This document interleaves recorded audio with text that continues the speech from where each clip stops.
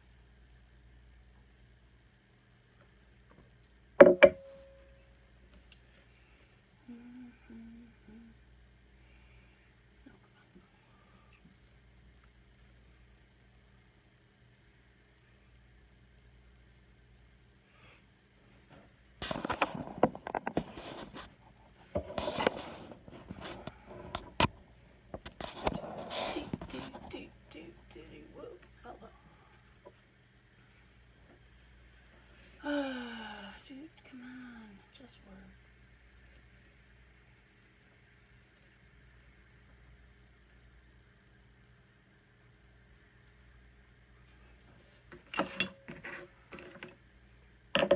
Live feed at 3 o'clock.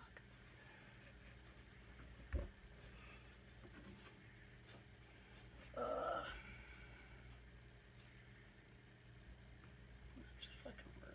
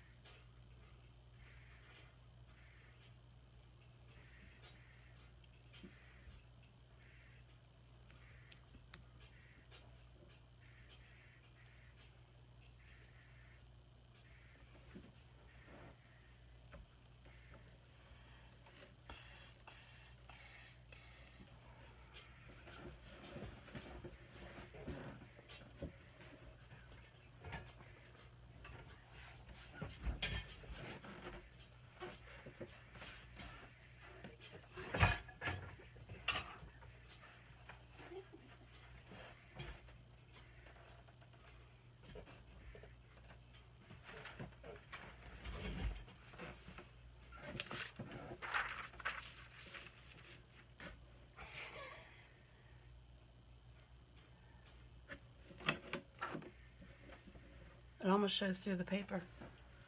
So it's right side forward. Whoop, there we go. There we go.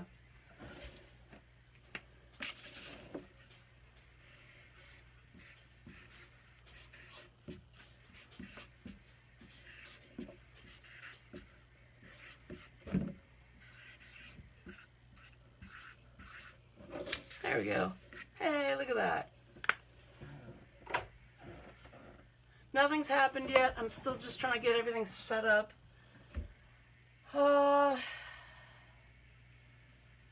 So it looks like, okay, so my plan is to use my laptop to read people's questions as they come up while I'm recording. Oh, there's a kitten. Kitten is excited to join. Yes, yes, yes. Come here, kitten. Okay. So I'm going to be, looks like the questions are coming up pretty okay on my laptop. Hi, what? Come here. He's all pissed that I'm talking to somebody who's not him. Yes, come here. Yes, come here. So I'm not getting like a video feedback, but it looks like the questions are coming through okay. So, yeah, hi. What's up? Yeah, come here. Live kittens at 3 o'clock. Well, hello. This is Ludo. He's a cutie. Yes, you are. So, okay, it looks like the questions are coming up a lot better than I expected. My internet at home has picked this week to be super laggy.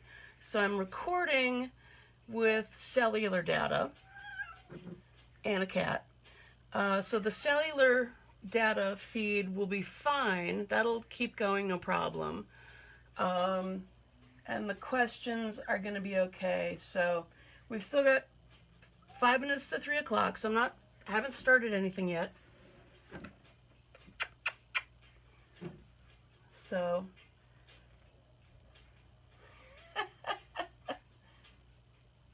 I wish Kitty could hear us. Ari loves you all the way from Israel. Ari loves you all the way from Israel. A global hug. Yes. Okay. So, luckily I've got this cutting board with a big ass bullseye on it, so that's going to help me see where to put the boots as I'm working on them, because that's pretty much the center of the feed. So that's a good thing that I've got. Live feed is still 3 o'clock, so you've still got plenty of time. Grab a beverage. Grab a cat. Oops. Grab a cigar.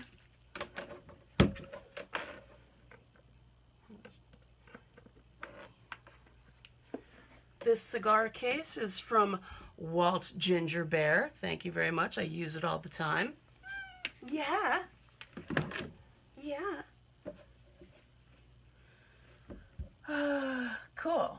All right.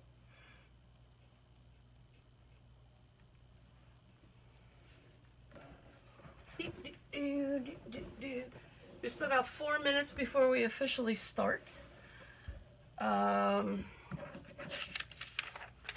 kitten? Right.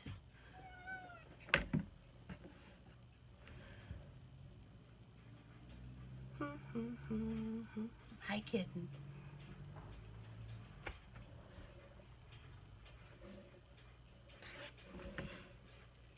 And I'll probably wait a few minutes after 3 o'clock too, so.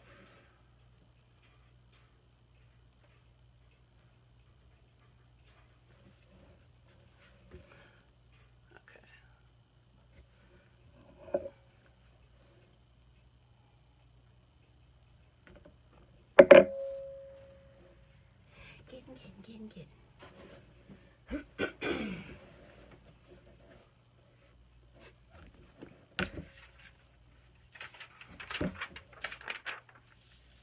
Live feed, 3 o'clock.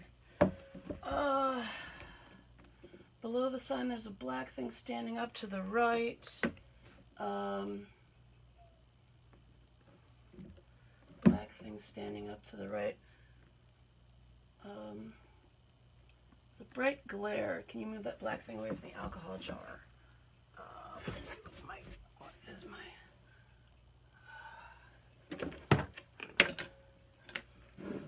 That's this. That's the ashtray. That's the cigars.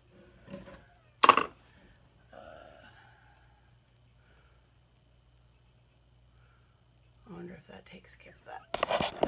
What, kid? What?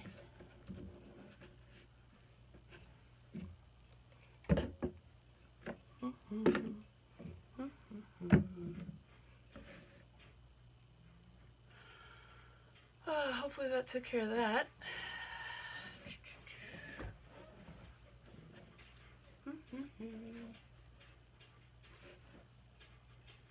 Corner of the big square bottom. Oh, corner of the big square below. Oh, this is my marble slab. Shit. Okay, that's the marble slab. The marble slab, that's covered up by the quotes and stuff that's going on. Let's see here.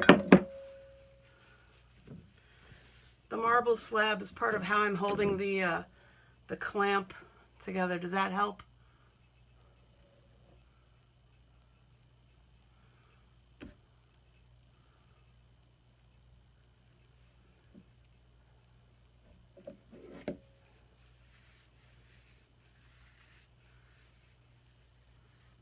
I hope that helped, because I've already got it clamped down to the table itself, so hopefully that's not... Okay, good. Okay. That's a marble slab, and I've got it weighted down here on the table, and the thing that's got the phone, the clamp at the phone, that's got... So I can't move it at this point. So good. I'm glad it covers up. Okay. Yeah. We're going to wait a few more minutes because people are starting to roll in. I'll give it a few more minutes. How many people do we have? We've got about 12 people watching right now. Yeah. There's a black fuzzball in the picture. What's with the black fuzzball in the picture? That's a good boy. For those of you just joining us, this is Ludo. He will be very vocal because he'll be very upset that I'm talking to somebody who's not him. He does that. And he's super cute, and I love him very much. We're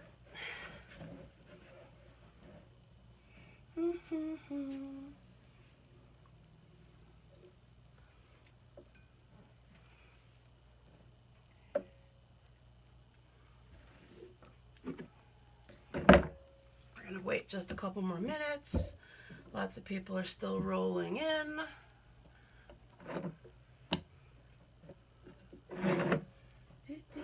The boot inspector cat.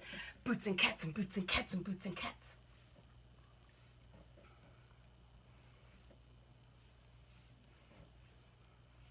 Can't see the count. I can't see the people count. 17, I think that says. I can't see. It's showing up on the phone, but it's not showing up here. This is telling me I got 3 people watching, but I know I got more than that. Okay. Marble glare is back. Marble glare is back. I wonder if it was the...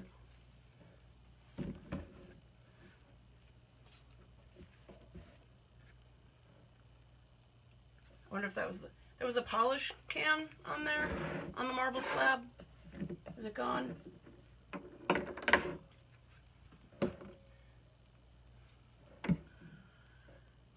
Do. That is... Oh, Boots and Cats. That's my ringtone for Sir David Labriola. Boots and Cats and Boots and Cats. Okay. Downloaded the Facebook app just for this. Cool. We're going to give it to 3:05. Just because if you've ever been to an event, everything runs a little behind. Right.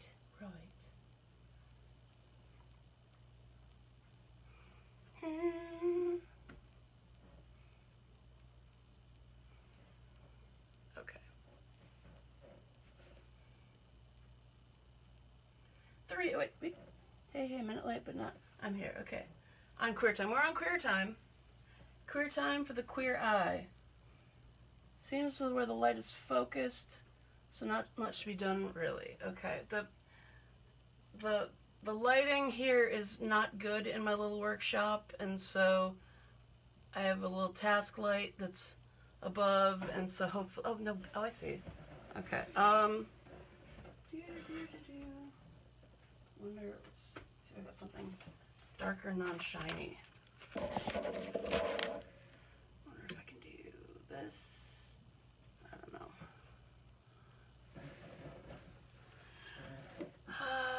Yeah, the glare isn't awesome. The glare isn't awesome. I'm sorry. Oop,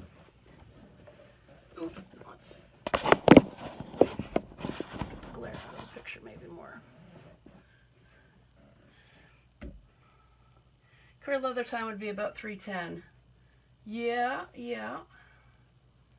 All right.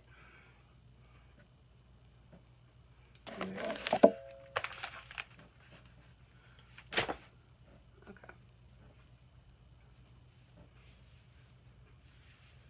How many people do we got?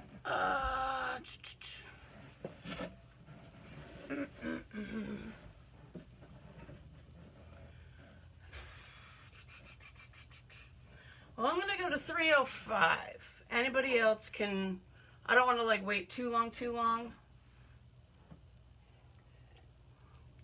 Anybody else can catch up.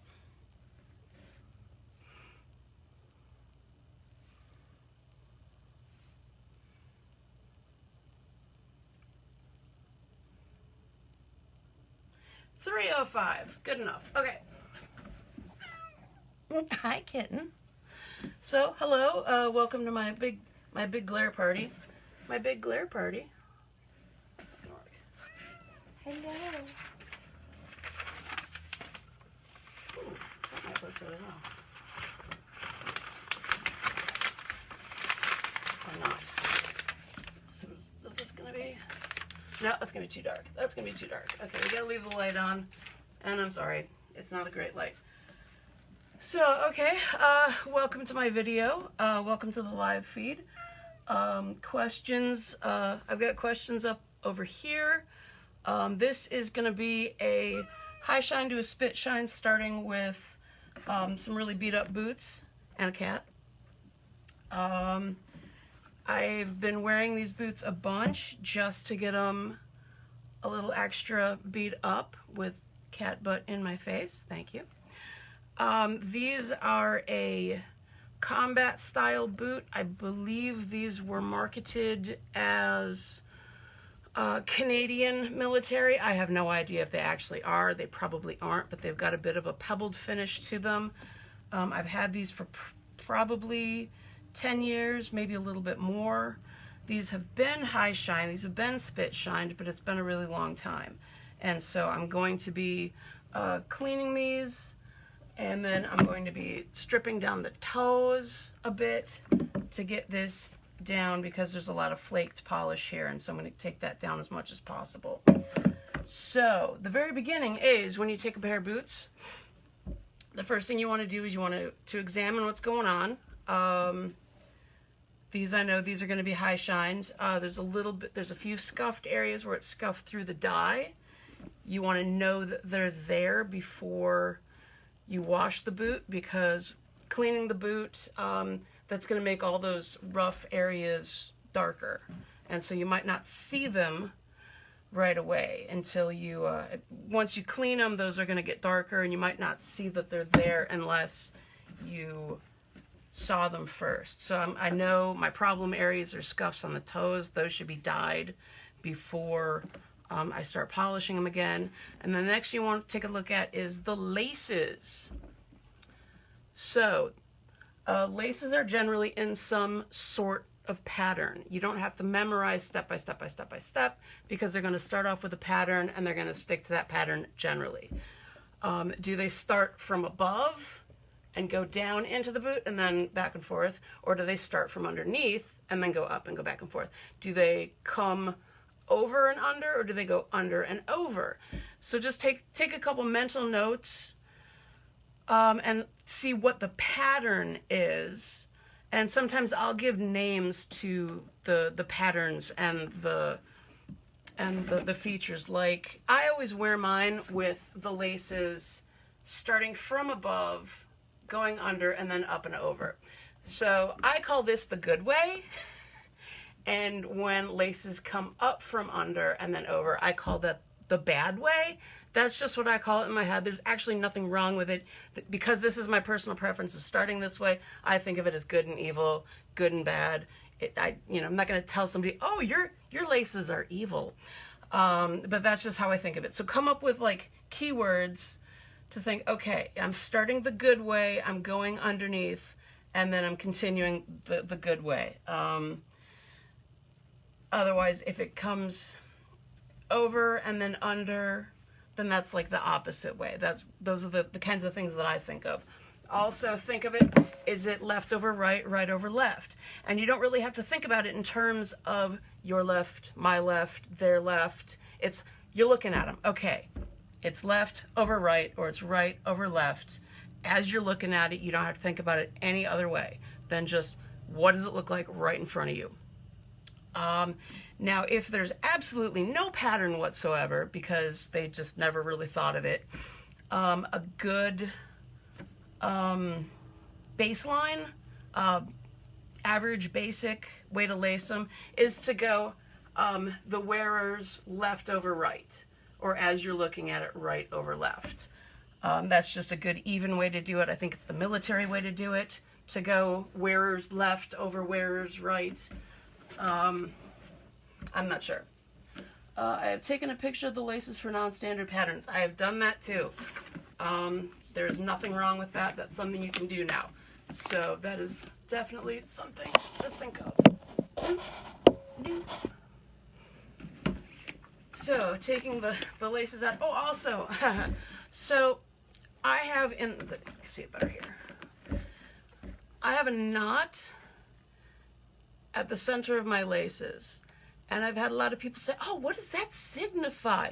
It signifies that I don't like my laces doing this or this. It just keeps them even, and it doesn't, your ends don't end up one really short and one really long. That's all it's for.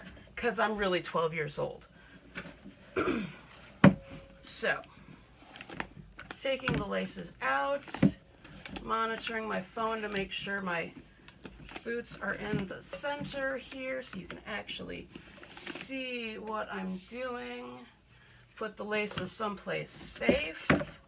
I've heard of some bootblacks tying up their customers in the chair with their laces. Not something that I've ever done, but it's something that people have done. Okay, so you've got your boots. Phoebing's White Saddle Soap. Cut the glare. Phoebing's White Saddle Soap. I was using yellow for the longest time just because it was all I'd ever seen. But now that I've discovered the white seems to clean with less residue, which is good. Residue is bad. Some people use glycerin soap. There's absolutely nothing wrong with using glycerin soap. Elisa uses Castile soap. That's another good choice. I like the saddle soap mostly because it comes in a handy little container. You can take glycerin soap and put it in a handy little container if you want to. But I really like the saddle soap. I just do. It's what I've been using for 28 years. This is actually a polished dauber. I have never actually used one of these to apply polish, but that's what they actually are designed to be. This is horsehair bristles. Horsehair bristles, glare. A lot of people, especially in the Southeast, who've worked under Elegant, Pamela, a lot of people are using shave brushes. Shave brushes are great for building up a really good, thick, rich lather, which is incredibly important. If you don't lather up your saddle soap really well, you're going to get a lot of water soaking into the boot. So I've got my natural haired bristle brush. I've got a little bit of soap on it, and take spray bottle, get it a little wet. Reaching for a towel. Okay, towel handy. Towel handy. Now, when you're predominantly doing black boots, you're not going to notice this as much as when you start doing lighter colored leather. But you want to make sure you're not using too much water. It's harder to notice what's too much and too little on a black boot. It's much easier to notice on a light colored boot. So not a whole lot. You don't want it to be dripping because that just ends up being too much. A lot, like I said, with the shaving brush, a lot of people will build up the lather in a separate little container, so you got a really good, thick, rich lather. I just lather it up on the boot. That's just how I've been doing it forever and ever. But the nice thing about using the separate container and the shave brush is you're building up a really rich lather before you even put it onto the boot. Having a thick lather, rich lather, keeps a lot of the water from soaking in too much. It helps keep the moisture within the saddle soap on the surface of the leather. Get into the tongue area real good. Hope I'm not shaking the table too much.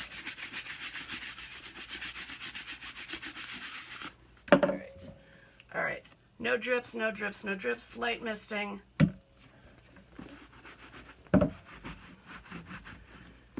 Vigorously wiping down the boot. Vigorously wiping down with a terry cloth towel. These are bar mops that I picked up at Target. They're like 4 for $1. I generally use one towel per pair of boots. Nail brush, soft synthetic nail brush. I use that for the cracks and crevices.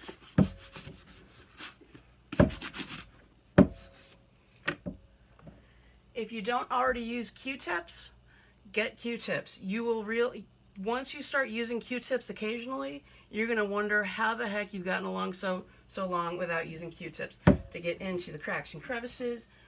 How do you know when you've used enough soap? Do you wipe it off with a damp or dry cloth? So the cloth starts out dry, and it's going to get a little damp. Obviously, it's going to get a little damp, but I start off with a dry cloth. As for knowing how much, I wish these bristles were darker so you could see the soap. I'm not using a lot. I'm just kind of scrubbing it down a little bit, getting just some on the tips, a little spritz. It's going to be trial and error as to what's too little, too much, too little or too much. Unfortunately, that's the best answer I've got, is it's just kind of trial and error. Start out with a little less. If you aren't able to get a good lather, then you're using too little. If you're having a tough time getting it off the leather afterwards, you're possibly using too much. I don't normally soap down a boot twice, unless I feel like I need to. That's not a standard thing. Quick spritz. Wipe down with what started off as a dry cloth. Where do you stand on Q-tips versus pipe cleaners? I like Q-tips. I've never used pipe cleaners, not because I have a problem with pipe cleaners. I've never used pipe cleaners because I think Q-tips are just a little more useful. You've got a soft tip. I mean, you could take a pipe cleaner and bend it around and create a soft end, but a lot of times what you need is softness on the tip, not just on the edge. So I think Q-tips are probably more versatile than pipe cleaners.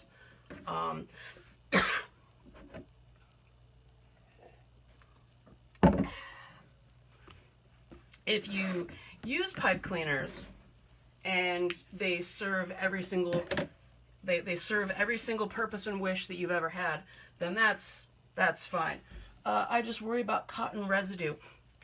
Okay, I've used a lot of Q-tip, a lot of cotton swabs throughout the years, and Q-tips is one of the things. I buy a lot of generic. I've got no problem, no shame in using generic food and mayonnaise and soap and blah blah blah.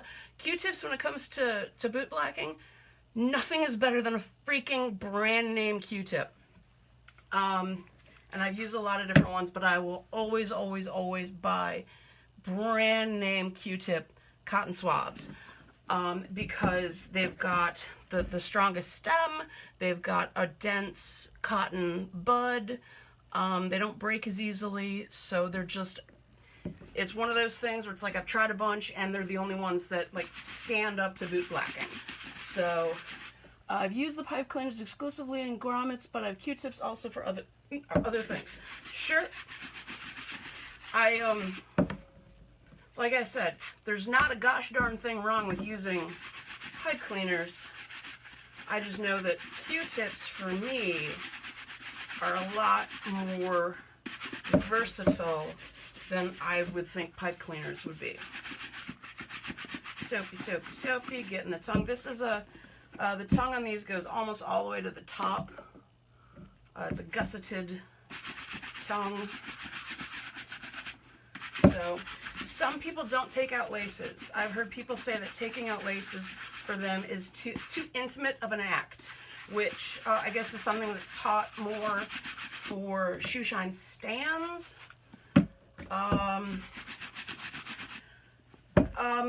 I always take out laces whenever I can so that you can get into the cracks and crevices, so that you're not getting the laces wet from cleaning them.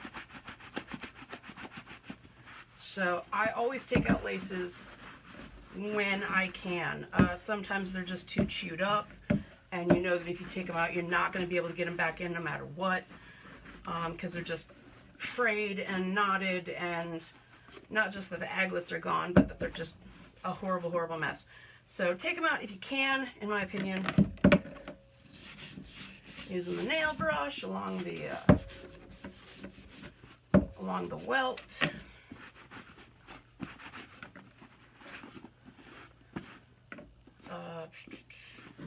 These eyelets. So, but yeah, as for like cotton residue, Q-tip brands, because the cotton is so tightly wound, I'm seeing very, very little cotton residue. So if you're getting cotton residue using Q-tips, or using generic cotton swabs, that could be why. It might be because they're generic as opposed to brand name. And Lucky's got a question. Oh, no. Okay, Tidbit says, I also keep a stash of the swabs specifically made for makeup. One end is very pointy. Oh, yeah, those. I'm familiar with those. Lucky's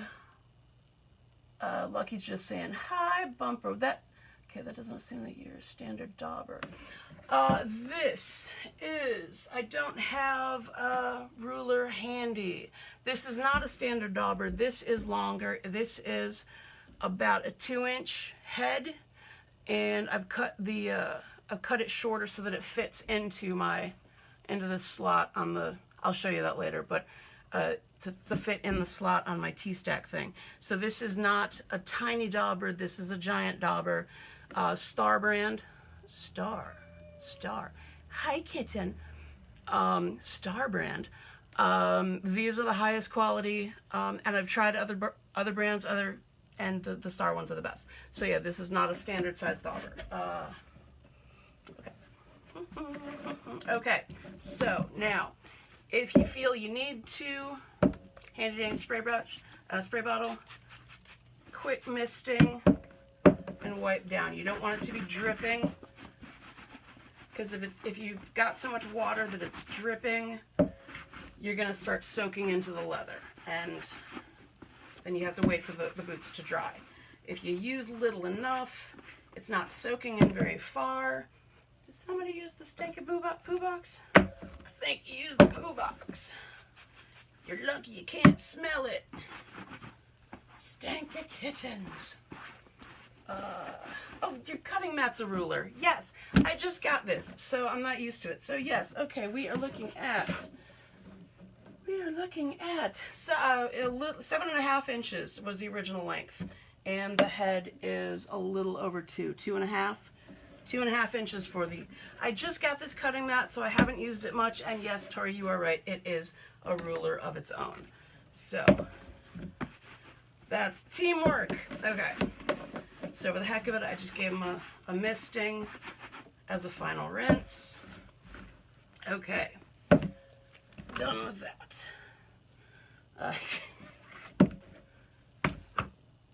I'm not afraid to admit mistakes. I'm not afraid to say, hey, that's right. I was right. I've got no problem with that. Taking a sip of my beer. Okay, now, I haven't polished these boots in a really long time specifically to do this video, and so there is a lot of polish that's come off the toes as I'm looking at them right now, but there still is quite a bit. When I look at how polish flakes off, it looks like plate tectonics, where the continents shift, and so it's like these little islands of polish surrounded by areas where it's come off. So that's fine, because we are going to go on and use the acetone. This is nail polish remover, 100% acetone, right from the grocery store, $1.50, $2 a bottle. You can buy larger quantities if you go to the hardware store, but this is just fine. I mean, it's the same thing. It's an easy, convenient size. Use lots of ventilation. This stuff gets stinky really quickly, and a lot of times you don't realize how bad until you've got a raging headache. I've had that happen way too often. It's like, oh, I've been using this for an hour. So I've got a fan going. I've got a ceiling fan going. Let's see if I can. So it's just, these are all my rags. These are the dirtiest towels, and I just save them from the barber shop, and I use them for rags. So I've already taken just a little bit off. So let's start that again. Okay. Take a rag, twist it around my finger, take the acetone bottle, stick my finger in the top, get a little bit of acetone on my finger. So I've got finger acetone, and I take it to the boot, and I do some quick swipes, and I've just taken off a whole bunch of polish. So this isn't difficult. Just watch what you're doing. I'm working on my little continents of polish. Caution, if you're a femme and you have acrylic nails, that will eat them. Yes, it will. Luckily, I took my acrylic nails off. I've never worn acrylic nails in my life. Okay, so for how much polish had already come off,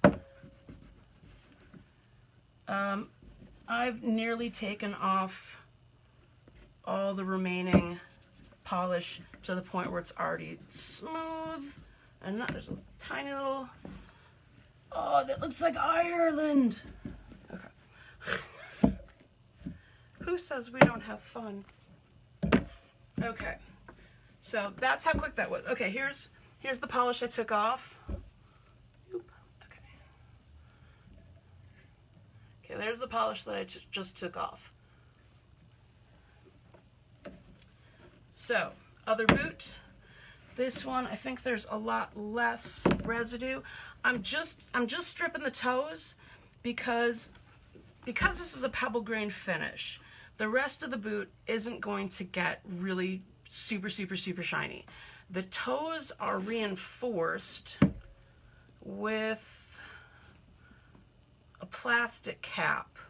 They're not steel toe, they're not safety toe. It's just enough to keep the toe rigid. If you dropped a brick on your toe, it would crush the boot. So they aren't safety toes, they aren't steel toes, they're just rigid enough to hold a shine. So I'm only stripping the toes because I'm only going to be doing the spit shine on the toes.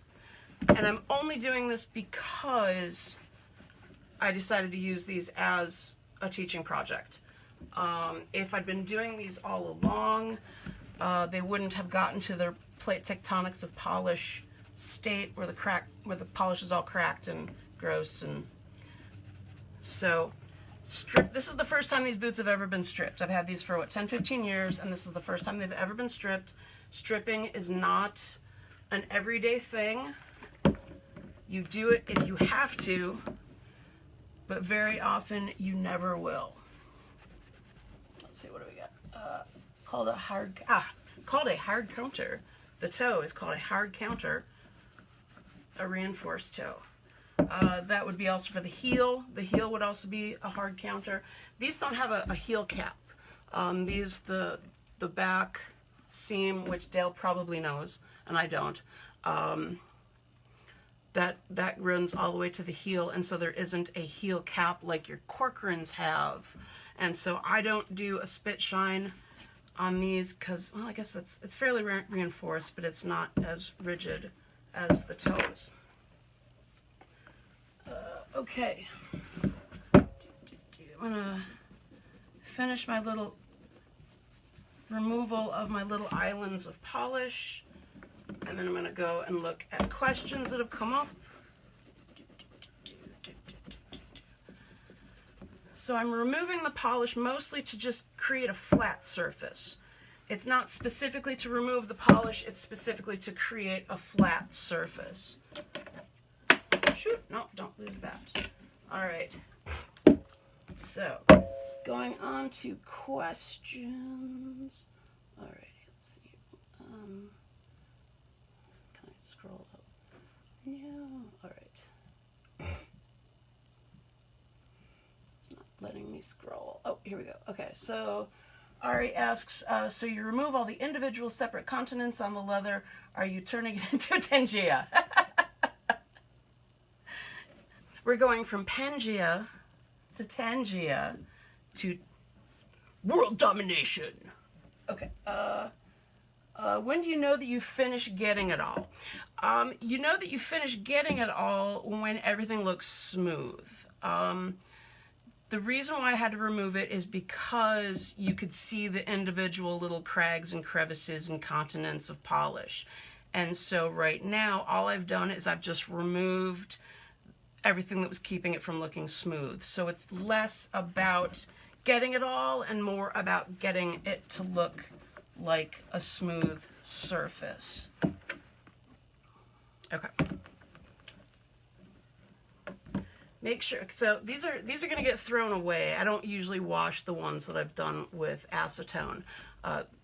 That's my end stage. They get thrown away after I use them for stripping acetone. Make sure that you're not putting these directly into the garbage because you don't want to create little pockets of fumes. Let them air out someplace. I'm going to go put this in the kitchen window right now. Oof. Oh, oof.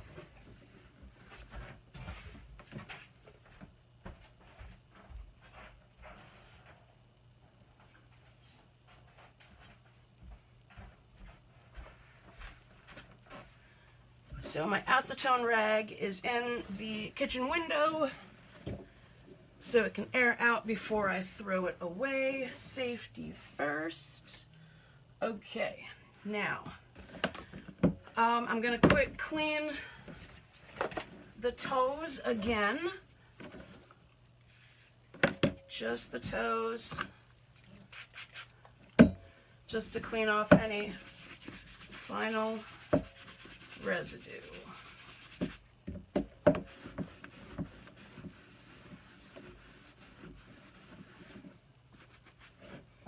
And I'm getting just a little bit more off, as you can see.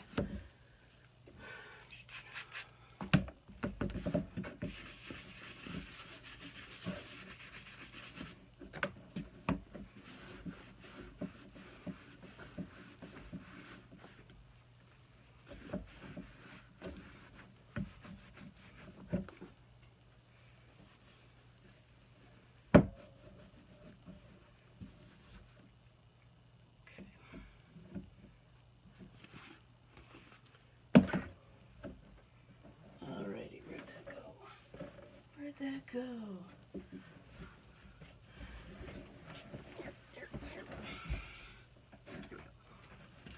All right, oof. Cleaning that, just, oh, come on.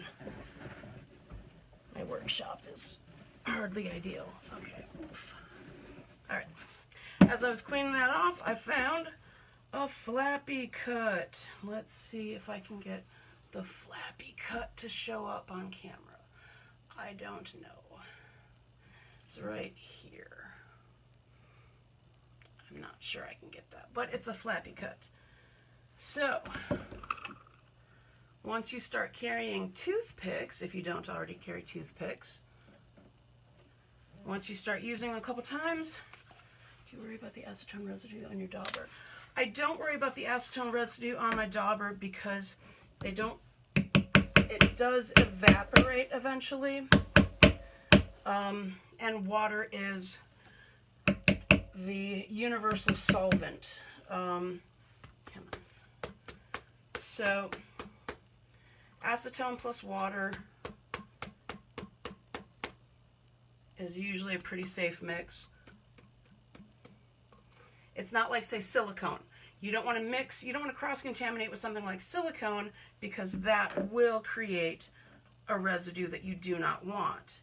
Acetone evaporates and will be cut by the water. Okay, so my flappy cut. I hope you can see what I'm doing here with the flappy cut. I got a little bit of glue on this end of the toothpick, and I've got the clean end of the toothpick. I'm prying open the flappy cut with the clean end, moving my glasses to the end of my nose so I can see, because I'm getting old. And I'm applying a little bit of glue into the flappy cut, smoothing it down, pressing it down. And if you could see, that smoothed out really nicely, and so I wouldn't have to burnish it. But if you did have to burnish it, burnisher. You just take the burnisher and you take any surface on the burnisher and just kind of rub it. But it doesn't really need that. Why are the ends of your toothpicks pointy, or are they the kind that had the flat end?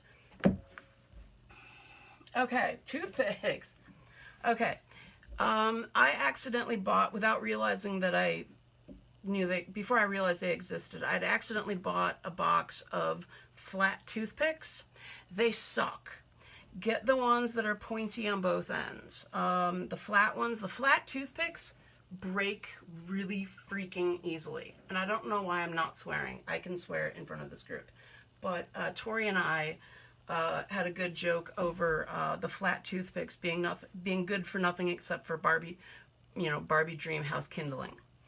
What kind of glue am I using? Okay, do you worry about the acetone toothpicks? So round toothpicks, because the flat toothpicks suck. The kind of glue that I am using, this is the Eileen's original tacky all craft glue. I also have at the shop, I think it's called Crafter's Bond. Specifically, they're both white craft glues.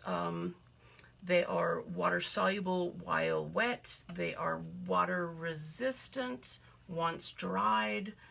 They are not waterproof. They are not a waterproof sealant type adhesive. If you run it through the washing machine, the bond might break, but for the most part, it's really good for this sort of application. I had somebody ask me recently about shoe goo. It's a product called Shoe Goo, and it kind of looks like yellow caulk. That is not an adhesive. That is a last-ditch filler to get your shoes through the next couple months before you can afford a brand new pair of shoes. It is not an adhesive. Please do not use Shoe Goo for this sort of application. A white craft glue is really all you need. Elmer's school glue is not going to cut it. It's not meant to. It's meant to be, for paper, and it's meant to be non-toxic for, kids to eat and stuff like that. So get yourself, this is pretty cheap. I think this bottle was like $6, and it'll last me forever and ever. Type of glue, what about super glue or E6000? Okay, E6000 is stronger than this sort of application. It's a very powerful glue, but it's really messy. And if you get it everywhere, it's a lot harder to clean up after yourself if you get it everywhere. This, I got a little extra on the boot and I just wiped it away with my thumb. If I needed to, I could just, like a little extra water, clean that up really well. The E6000 is going to be incredibly messy to deal with. It's effective, but it's more than you really need for something that's non-load bearing. Super glue is really brittle.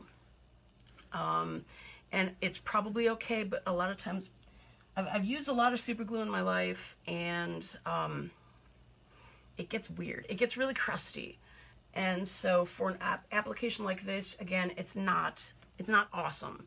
It's effective, it's okay, but it's really brittle, and it's either going to tear out or it's going to be more than you need. And so again, you know, this, it's so much easier. It's, oh, cool. Okay, cool. I just got a notification come up. So this is going to be a lot more convenient. Like with the super glue, you can buy the little single serving packets, and I've got a couple of those at my station. They're really nice to have for like those kinds of emergencies where you really need super glue. But again, super glue is going to be more than you really need. It's going to be a messier cleanup. For something like a little flappy cut, this really is sufficient. So it's good enough. It's the easiest cleanup, and so it's just going to be good enough. And I think we can move on to that. Okay, so now that I have stripped these down a little bit, I've removed my little continents of polish. I've stripped them enough that there is a little bit of dye loss on those toes, and I don't have a dauber, a polished or a dye dauber, because I don't. And I've got a okay, dry time. I use this at the stand often enough, and you're applying such a tiny amount that it's drying quick enough that you can keep going. You can use this on the stand and keep going right over it. Again, because it's not a load-bearing thing. You're not worried about it shifting necessarily. You're not worried about it. You don't have to worry about clamping it. And so the dry time is pretty inconsequential because it's such a small area, small amount of glue. So like I said, I use it right in the stand. Okay, so I've got my Angelus dye pen, but something happened with it, and the pen tip has gone to hiding. It's gotten pushed in for some reason, and so I can't use my dye pen on my boots, and so we're going back to the Q-tip. And oh no, there's a dauber in here. Sweet. The Phoebing's U.S. Marine Corps Black. That's what it says under all this. I usually leave a dauber in the jar with some hair. That's probably goat hair from Krampus. The Phoebing's Pro Dye. If you leave a dauber in the Phoebing's Pro Dye, the metal dauber wand, the stem handle is gonna rust and contaminate your dye, and it makes me very sad that it does that. But the U.S. Marine Corps dye, you can leave a dauber in and it's fine. Why, I don't know. Okay, so I've just applied the dye to the toe, and sometimes what I'll do is I will take my fist and spread it around with the heel of my hand, because we're bootblacks, we get dirty. Also, the U.S. Marine Corps non-pro Phoebing's dye, it's more alcohol than the pro dye. The pro dye is alcohol in some, this is alcohol and not much else. And so this dries a lot faster than the pro dye. The pro dye takes a lot longer to dry. If I were dyeing this size of an area, With the Pro Dye, I would have to let it dry. I'd have to give it some dry time. This, it dries fast enough that I don't have to worry about that. Now, if I'm using the Pro Dye with one of these dye pens, you're applying such a small amount that you don't really have to worry about dry time with the Pro Dye. It's just such a tiny, tiny amount. This, because I used the dauber, I applied significantly more, and so you do have more of a dry time on the dye. I'm gonna take a sip. Feel free to keep asking questions. No new questions have come through. Okay, so brush. So I've put handles, leather straps on all my brushes because I just do. And so I don't hit my beard as I brush. Now, because I've just dyed this, a lot of times what I'll do is I'll just go ahead and brush it before putting the dye on.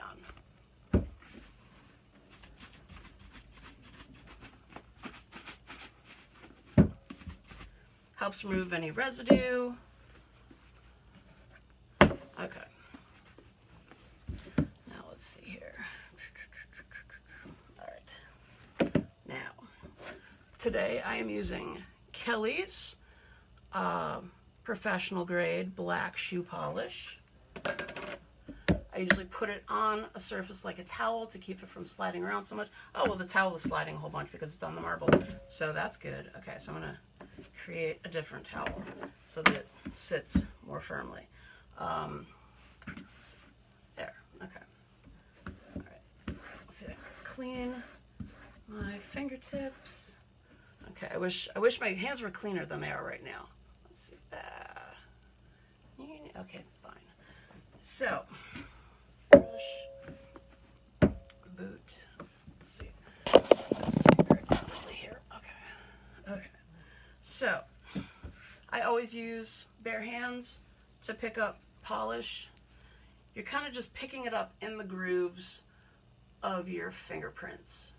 That's how I think of it. So you're not grabbing a whole lot. And I'll mentally map out the boot as I go. Usually I'll start with the toes and then I will work around. That's a good way to remember where you all hit. Get into the cracks, crevices, or crevasses. Do I have any more questions? Okay, no. My laptop is actually keeping up with all the questions that have been posted, so I'm not seeing the live feed over here, but the questions are coming through. Okay. Good. Now I'm pressing pretty hard on the boot to get the polish into the leather. This is a very textured leather. Aside from the fact that it's pebble grained, it's also fairly wrinkled from lots of wear and tear and living in my leather. So you want to make sure you're getting into all of these folds and creases.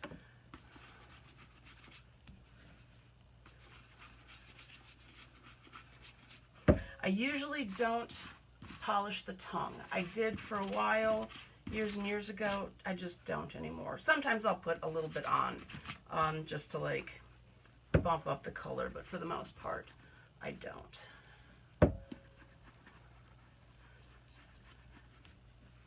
Also, using your fingertips as opposed to a cloth, a dauber, whatever, you can feel where the polish is going. You've got better control with getting into seams,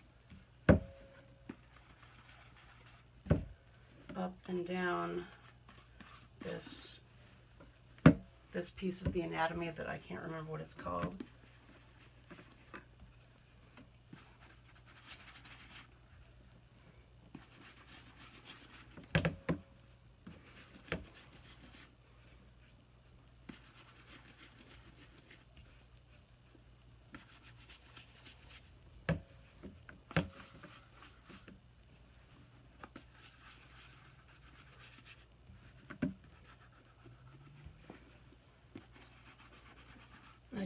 I just keep the polish to my fingers. I don't use the whole hand.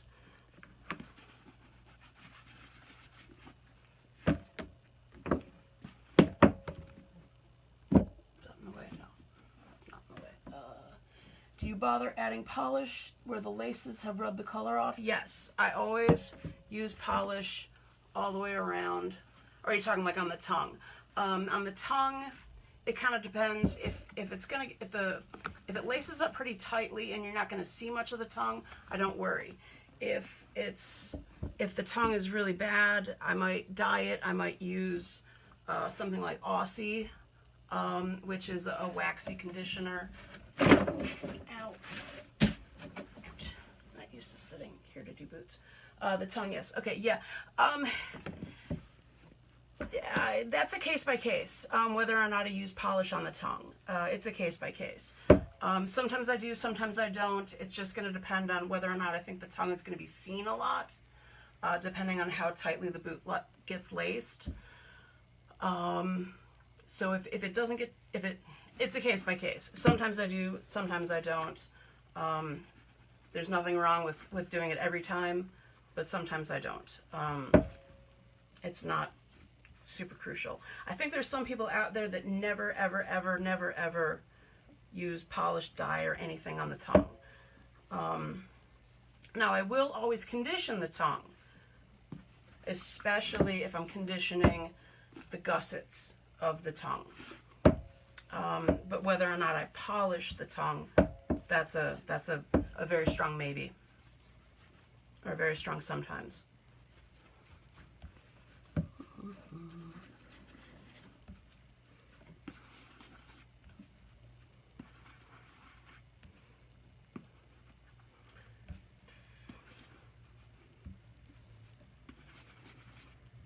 Part of me expects that I get to hear you guys talk back. It's very weird.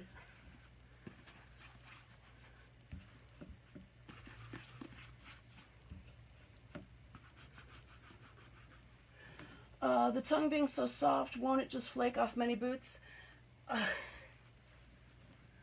The tongue being so soft, won't it flake off many boots? Yes, it can, which is a good reason to sometimes not use polish.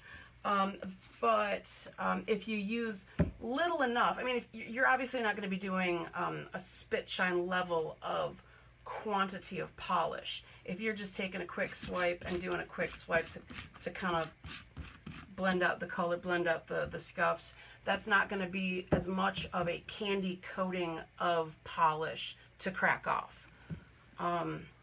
So if I use it, I use a little, not a lot. Stealing that line. I don't even remember what I said that you're stealing, Tidbit.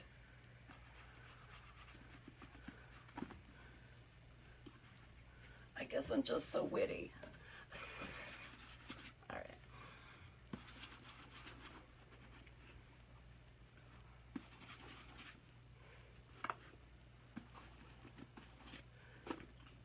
I'm also going to talk about flaming polish. Okay, check. Okay.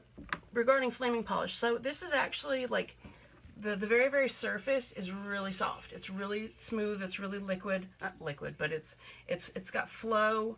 It's real silky. So there's no reason why I would need to heat this up, because I only need what's right on the surface, and what's right on the surface is plenty soft enough just from working it. So you don't need to liquefy the entire tin of polish just to get it to the right consistency. Okay. Closing up the polish real quick. Now, a thing about polish. Polish, if you don't know, some of you might not know, some of you probably do. Why Kelly's, I'll get back to that.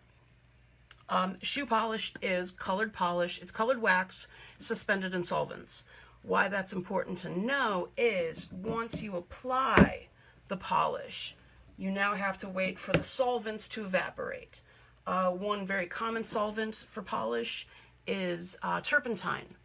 So a lot of people are like, turpentine. Oh my God, that's really scary. No, it's actually an incredibly common, traditional solvent for polish. I don't really know offhand what the other ones use as a solvent, but alcohols, turpentines, that sort of things, those are the solvents. So what you do is you apply the polish, and then you wait for the solvents to evaporate off. So generally enough time to allow the solvent is fully apply polish on one boot, set it aside, fully apply polish on the other boot, set that aside.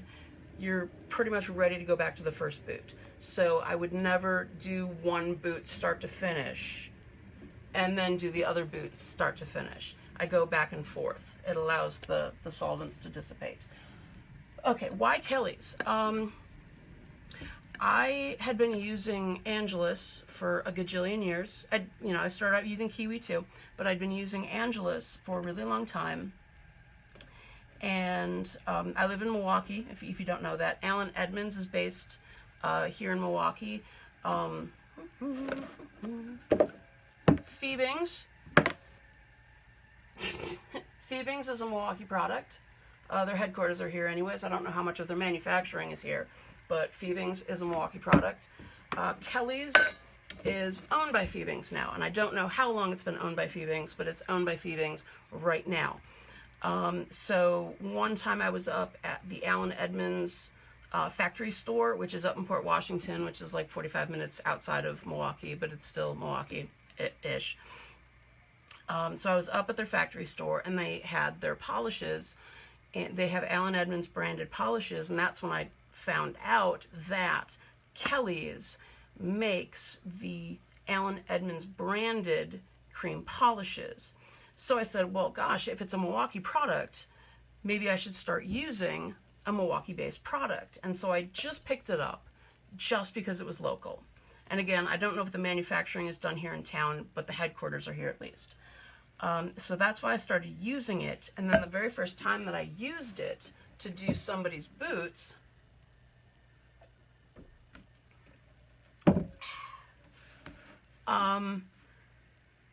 while it was the first time these boots had ever been polished, it was a pair of tanker boots for somebody, and I'm working the polish, and it's working harder than I'd ever seen any polish get before. And if you've ever polished metal, if you've ever taken metal from sandcast all the way to mirror shine, or someplace just, outside of sandcast all the way to mirror shine, you're familiar with using finer and finer grades of sandpaper. I mean, you do that with wood too, but you obviously don't get mirror finishes out of a piece of wood. But the finer you go, the softer and softer, the finer and finer the grit goes, the finer the polish and the closer you get to a mirror. And you get to the point where you're using just a cloth and just jeweler's rouge to get it to that final mirror polish. And as I'm just polishing the polish, the Kelly's polish with just the cotton cloth, it's acting like buffing out metal with just the cotton cloth and the jeweler's rouge. And it was acting harder than any other polish that I'd ever used, and it was buffing harder and shinier than anything that I'd ever used. Sapphire brand, where you get the really high glissage, that it's a hard shine too, but it's a glassy shine. So Sapphire is going to look like a glass mirror, but Kelly's, when you get it just right, it looks like obsidian, and that's a really different shine. It looks like polished metal. It's a deeper shine. So that's why I started using it, and I use it. I still have Angelus to go through, and I still have Angelus because between Kelly's and Angelus, there's a lot of different browns that they don't have. So there's the mahogany and the tan and the light brown and the dark brown, and all the two brands together have a wider range of browns. And so I still will carry both Kelly's and Angela's, but when it comes to the black, I'm just sticking to the Kelly's from now on. It's just been the hardest, glassiest, most obsidian shine that I've ever gotten. A jeweler's rouge, rouge like rouge on your face. It's red, or a lot of times it's red. It's a clay. It's a super fine, extra fine, ridiculously fine paste, or not wax, but a clay that is it has grit in it, super fine grit. So it's for polishing metals, and so it's just a ridiculously fine abrasive for polishing. Very cool for explaining that. Where does Meltonian sit? Meltonian and cream polishes are cream polishes. They don't get hard, and a lot of them are water-based. If you use Meltonian or any cream polish, because I use Kelly's cream polish, when you clean the boot the next time you do them, you're taking off a lot of the old polish because it's water-based. So Meltonian and other cream polishes, they don't give as much waterproofing protection as wax polishes. So the only time I ever use cream polishes is because a pair of shoes needs a very specific color, and the polish only comes in that specific color. So it's a really super soft leather, and a hard polish wouldn't stand up to it. So cream polish is very specific. I do not use cream polish as part of a spit shine ever. Okay. And waving from Australia. All right. Horsehair brush to buff it out. This is, okay, this is from the United States, United Shoe Machine, oh geez. It's USMC, but it's not US Marine Corps. The USMC, it's the United Shoe Manufacturing Company. It's a stamp right here, USMC, United Shoe Manufacturing Company. So I will, if somebody reminds me, I will find a little more information on them. But if you ever see a brush that's stamped USMC, USMC 101, it's not US Marine Corps, it's United Shoe Manufacturing Company. So horsehair brush, this one I really like because it's super dense. I like the big brushes. This, again, as we can measure, Tori, it is a little over 8 inches long by nearly 3 inches wide. So, am I measuring? Okay, so now, when I buff in all directions. Tori remembers seeing a video where somebody said never do that. I always do it. Again, if you've ever sanded wood or metal or whatever, you're with wood you're staying in the same direction, but with metal, when you're polishing metal, when you switch to a finer grit, you polish with 1,000 this way, and then you polish with 2,000 this way, and then 3,000 this way. So let's see. I want to try to avoid bumping the table too much while I still am in my view here. All right.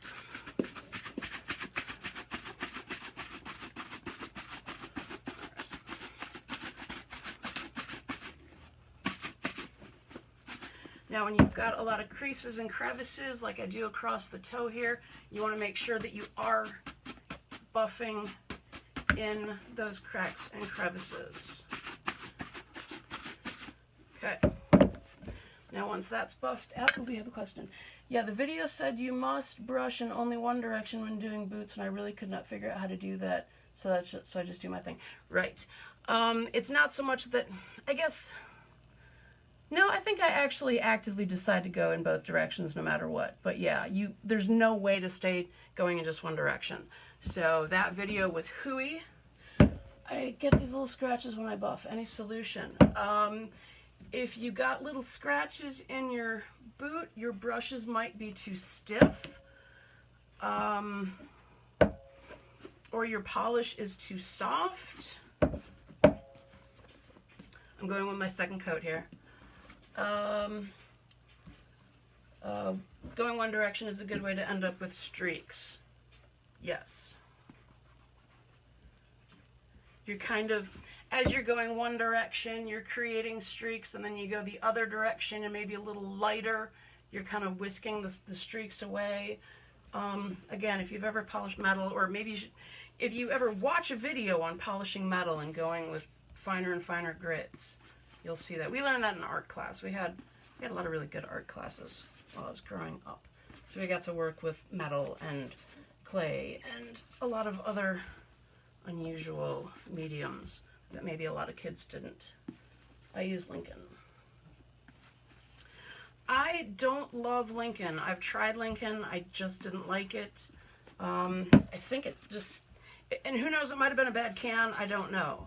But it stayed kind of sticky for me. So I just never bothered. And I'd already been using Angelus for a really long time at that point, and so there was really no point in, you know, working at using Lincoln. There was just no point. If you brush too hard. Okay, yeah, if you brush too hard, yeah, so I'm hitting this with just the very tips. If I dig in, then that's going to start pulling off polish or creating more. But you're just kind of whisking the surface. I go really fast, but I go really light. Hopefully I'm not shaking the camera too much. I may be getting ahead, but number of layers. Okay, number of layers, I usually do at least 2. Switching brands, no. Switching types, no. Switching brands and switching types as you go with more layers is kind of a new thing that I've seen a lot of people talk about within the last couple of years. And I have never, ever done that. Or I have done that, and with disastrous results. And so I've not done it ever again because it ended very badly. So that was a trial and error that I did, I don't know, 10 years ago. I used Angelus luster cream and then a little bit of polish on top of it, and wax polish on top of it, and it basically all just came off. The polish that I put on top of the luster cream came off because the luster cream was too soft and the wax polish was too hard, and they just kind of like a candy coated marshmallow. You squish the marshmallow and the candy coating cracks.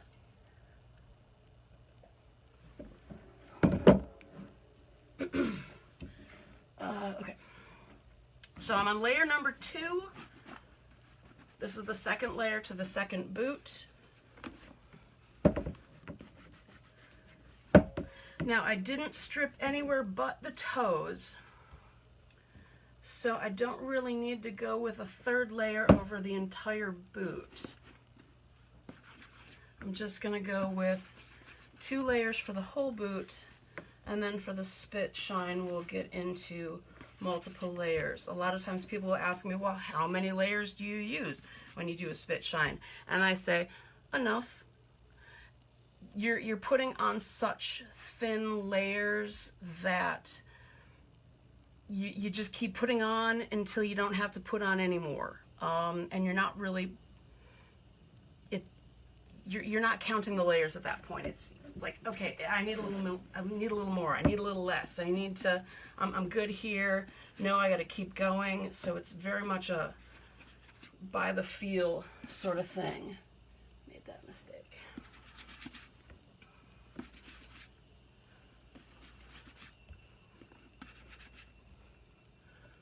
Okay.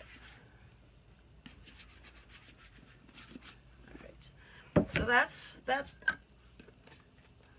coat number 2 for each boot. Any questions so far? I wonder how hot. Oh, it's not so hot. See if any. It's a good time to post some questions. Oop. So you put layers on until you have the shine that you desire. Pretty much. And you're adding super, super fine layers. So it might be, you know, 3, 4, 5 extra layers over what you've already got down on the boot. And those 3, 4, 5 layers might only add up to the same quantity as like 2 layers of what I just put on the boot right now. So no going to polish mount. No going to polish mountain. No going to polish mountain. No going to Polish mountain. Is there a pun in there that I'm not getting? It must be. I don't know. Okay, now second buff. Still with the same brush. Like I said, I like to go fast. And I like the big brushes because it's a big sweep.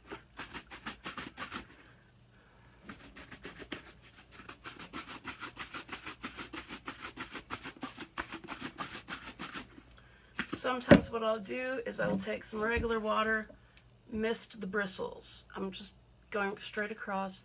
I'm not going into the brush, I'm going across.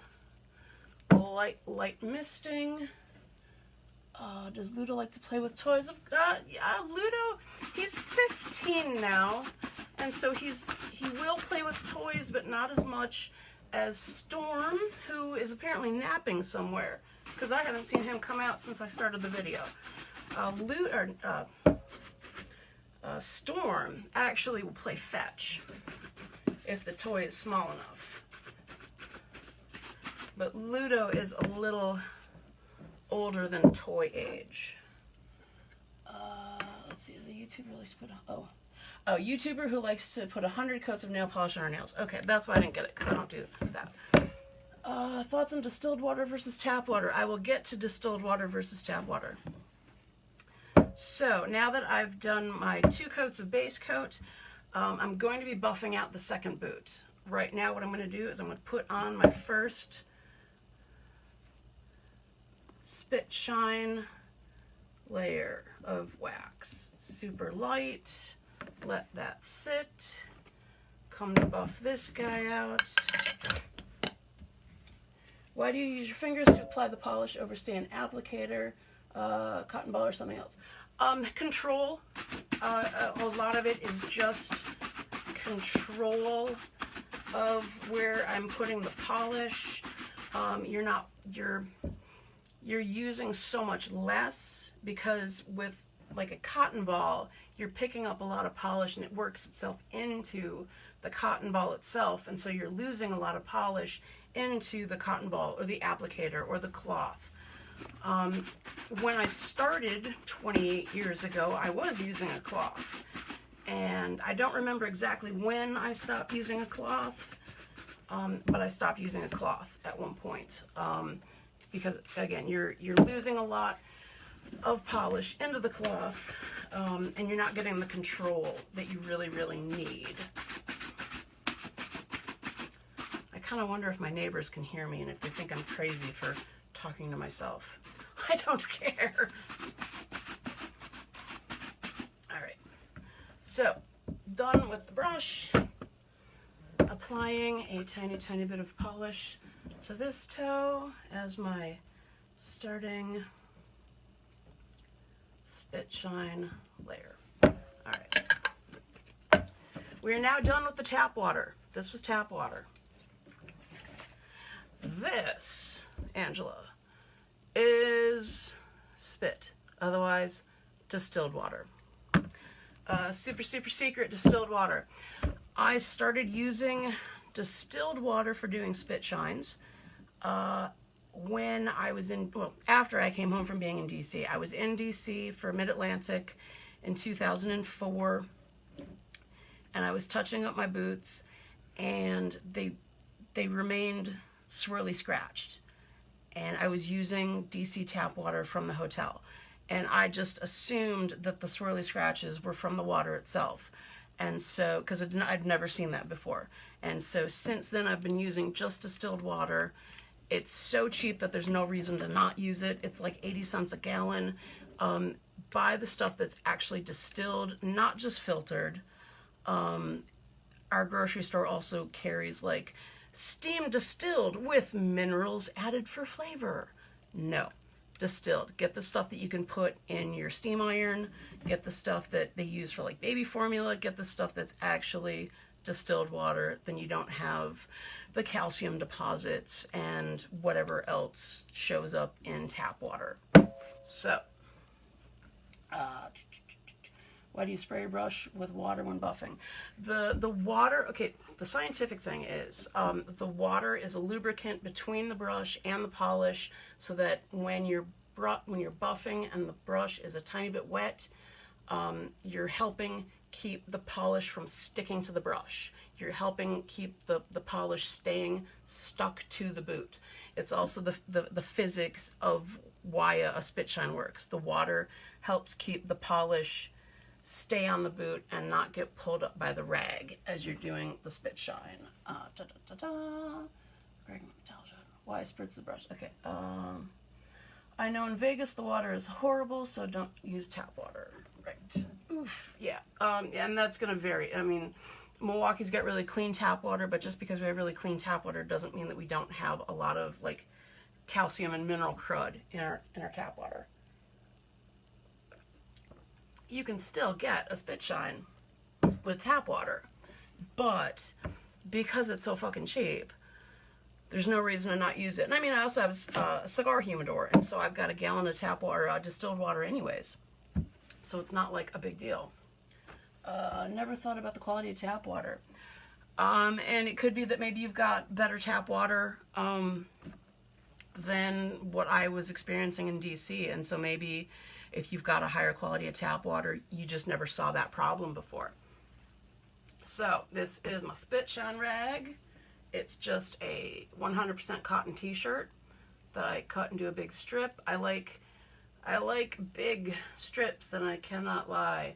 The bigger the rag, the easier it is to wind around your hand.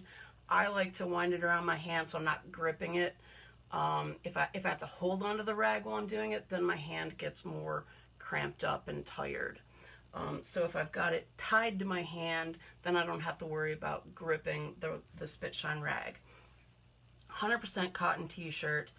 I think you can use woven cotton, but it's really got to be like flannel is a woven cotton as opposed to a knit cotton. If you've got it thin enough, that'll probably work. But I like a big rag because, as you can see, maybe if the glare's not too bad, there's a lot of spots of staining on the rag. Staining on the rag. That's just different times that I've used it before I ended up washing the rag again. So there's a little bit of red and a little bit of black and a little bit of blue. And so that way, if it's a really big rag, then I can move it more before having to wash the rag again. But this is a freshly laundered rag. So tight across my fingertips, and then I give it a couple twists and back to make it tight across my fingertips. And then you could just bunch it up and hold it, but like I said, I like to tie it around my hand. And there's no one specific way to do this, but if you tie it to your hand, then you don't have to worry about holding it. And that's why I like a long rag, because then you've got an easier time winding it and tying it. So there's not one single way to do this, but that's how I do it. Okay. So now we're on to back to our Kelly's. And we've got our clean. It's not too glare. Let's see. Got the glare. All right. So I've got the clean. And I'm going to show you how much polish I pick up each time, because it's not a lot. So I've got a really thin layer that's been hanging out on the tips of each boot, and I just touch it real light. And then I've got my distilled water. I don't soak it. It's not dripping with water, but I get the whole tips of my fingers damp. And like I said, the science of this is the water will act like a lubricant between the polish and the cloth. The polish that I'm buffing onto it is going to mix with the polish that's already here, and it's going to come off the rag, and it's going to apply to the boot. Now, I wonder, I'm going to do one, and if people want me to move the recording closer, then I'll try to move it closer and see how that works. But for now, we're just going to stick with this. So it's little circles, and it's real light pressure, and you're just working in circles. And as you're working the polish, the whole time that you're doing this portion, you want to think about what the wax feels like as you're buffing it. Is it waxy? Is it silky? Is it sticky? Is it gritty? If it's not cooperating the way it needs to cooperate, it's going to start feeling gritty.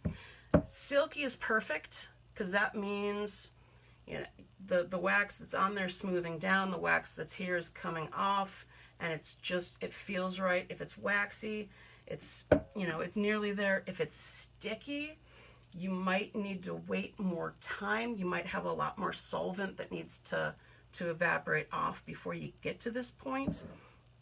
If it starts to feel gritty, what's happening is you are pulling off wax that's on the boot and getting it onto the rag.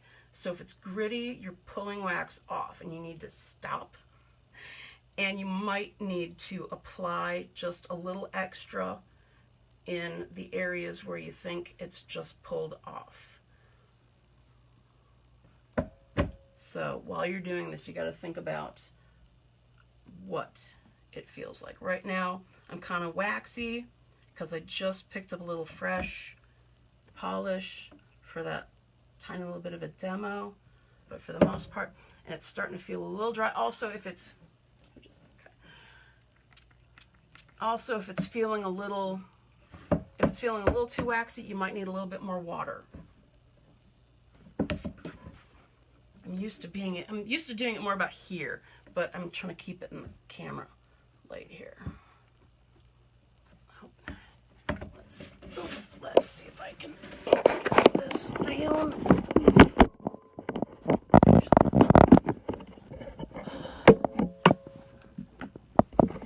Bear with me while I do this here.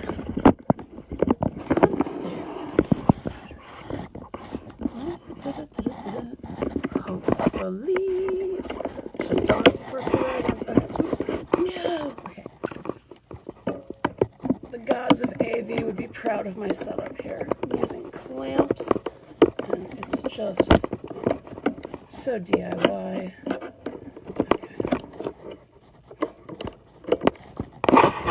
Let's see. Okay, I'm a little closer. This might be. Oof, oof, oof, oof, oof, oof, oof. Okay. Oh, that's good. Okay, no. I can barely see the screen right now, but I can see it well enough that I'm a little closer. So I'm going to go ahead and pick up. There's still polish on the rag, but what's on the rag is in the fibers. So it's kind of off the surface of the rag. So I pick up just a tiny bit more, a little bit more water, just a spritz. Oh, hey, that got rid of the glare. It's probably in front of the glare, or it's not a feedback of light. So again, this is probably the third pass of fresh polish onto the toe. Now, because I don't want it to get too sticky, this is super fresh, so I've smoothed it down a bit, and I'm going to move on to the other boot. Now, again, because you're working with the polish and working with allowing the solvents to evaporate, you kind of got to go back and forth to give the solvents time to evaporate off. So that's why I tend to work back and forth while doing a spit shine. Tori has also confirmed that she's done that too. Let's see. Okay. So again, this is boot number 2 with the first pass of polish from the rag. There was already a layer of polish that I put on this as a first coat. I think I might be waiting too long between coats because I'm talking, and so it is taking longer than it normally should. I'm getting a gritty spot, I think. I'm also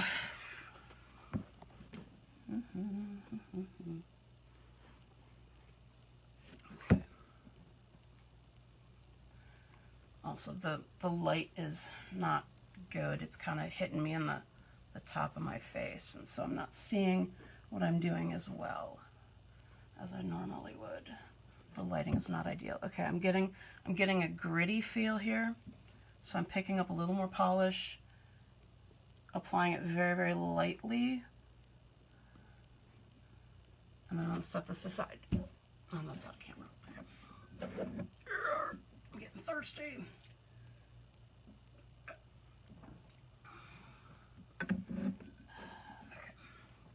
Back onto the first boot, a little bit of water. I'm not going to pick up more polish right away. I'm just going to see where it's going.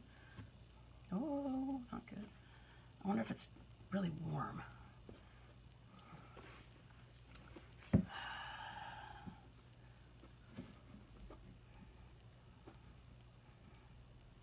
Okay, more polish. I think I'm gonna stick to just doing the one boot. I don't know. Maybe not. We're going to play this by ear. I think my task light is messing with, oh, and I'm losing my rag here. I think my task light is producing just enough heat that it's more heat than what I'm used to. Retie my rag here.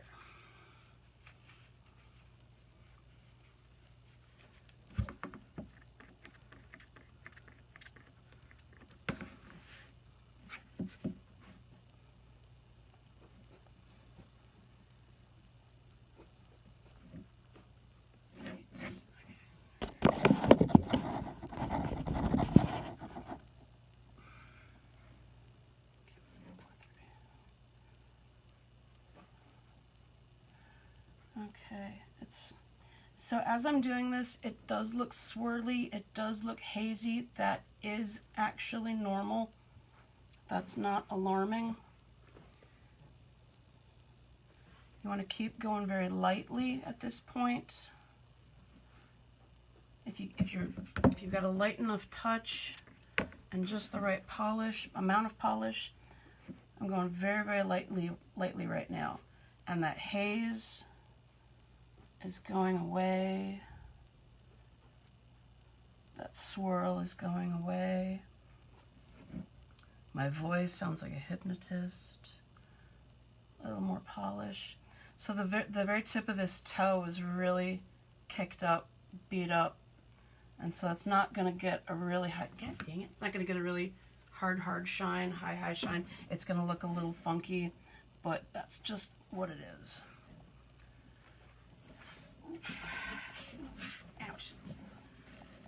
I don't usually work it. I usually don't do this at this table, and so I'm not used to the physical positions of sitting. It's a lot different at the barber shop. Or if I was doing this without the camera, I would just be sitting on my couch, probably curled up, like cross-legged or something. So this is a little different. Okay, ooh, that kind of helped. Oh, good, that helped. That helped me. Okay. I don't know how well you can see I have no idea the quality of the picture that's coming through on this. It's just starting to get the mirrored look. A good spit shine, you should be able to start to see colors and shapes.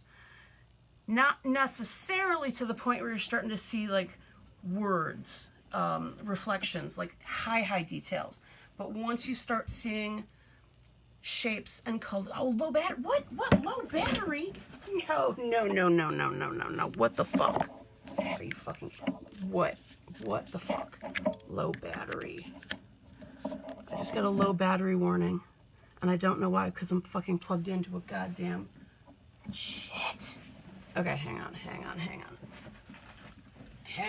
Oh, crap. Shoot. All right, hang on.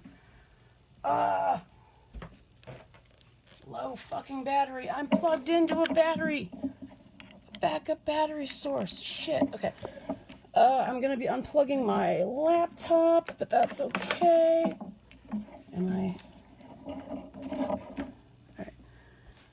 Did my low battery go away? I don't know.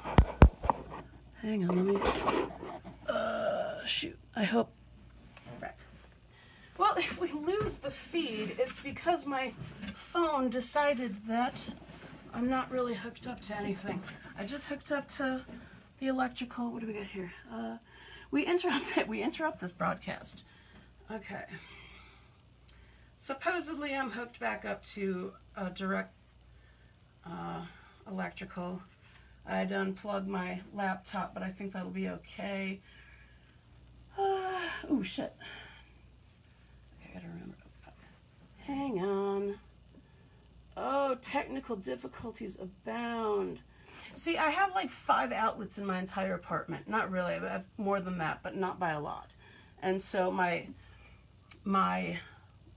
phone is now plugged into the outlet over there, and my task light is actually plugged in to the kitchen, which is behind me by 15 feet, because this building was This building was built in 1928, and so there's only like 1 or 2 outlets per room, and so I have outdoor quality extension cords everywhere.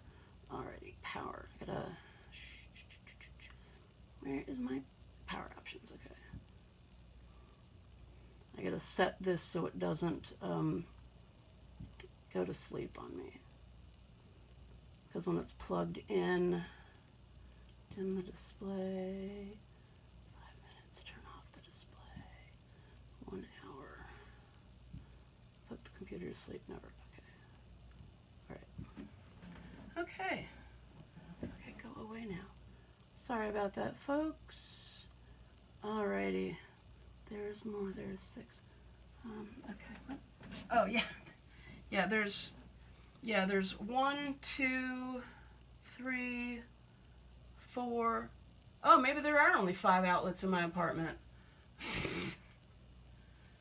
Including the one that's behind the fridge. So, yeah, there's not a lot of outlets in my apartment. So there's extension cords everywhere. And that's just life. Okay, 1920s house, very shitty outlets, yeah. So yeah, I've got extension cords everywhere. So that was fun. Glad I noticed that before I went dead. Okay, so because I had to take this off, I'm restarting with a little extra water on this part of the rag, a little extra polish on the rag. So we're getting really close to the really hard spit shine, and I'd say this is probably application of polish number 5, number 6 on top of the 2 that were the first base coat. So this is 5 or 6 layers on top of just the basic shine. Whoops. And again, really, really lightly. And as I'm buffing, I'm kind of using this whole portion. Sometimes it's just the fingertips, sometimes it's this whole pad portion, but you keep it really, really loose, really relaxed, and just kind of dance your fingers. Dance your fingers across the tip of the boot.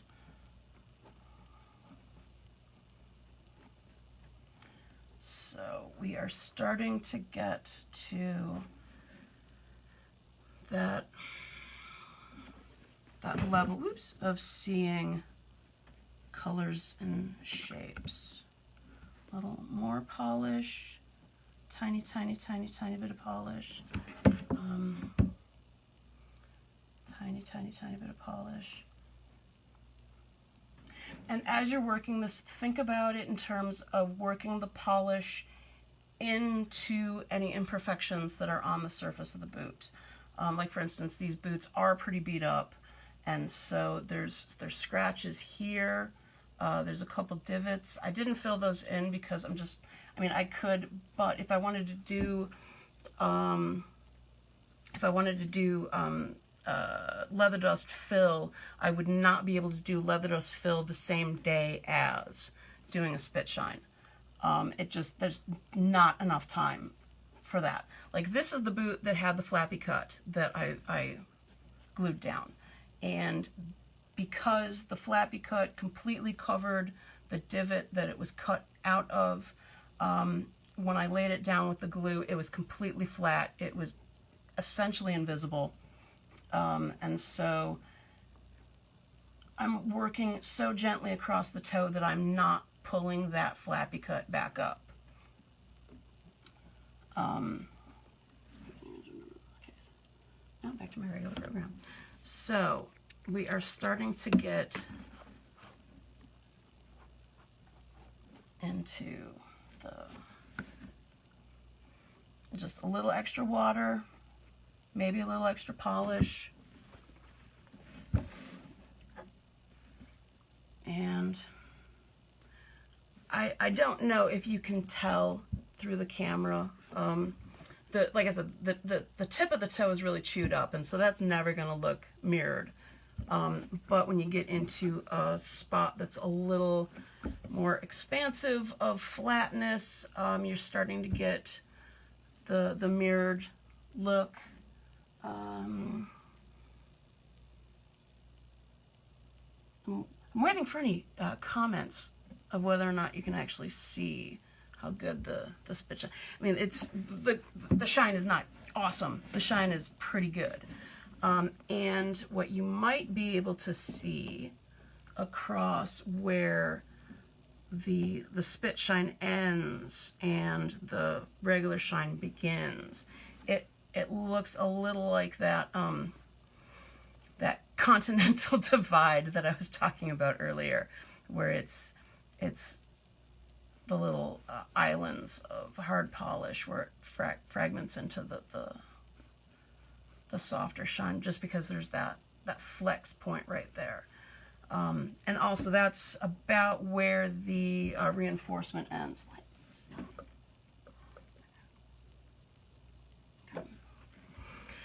So yeah, let's do.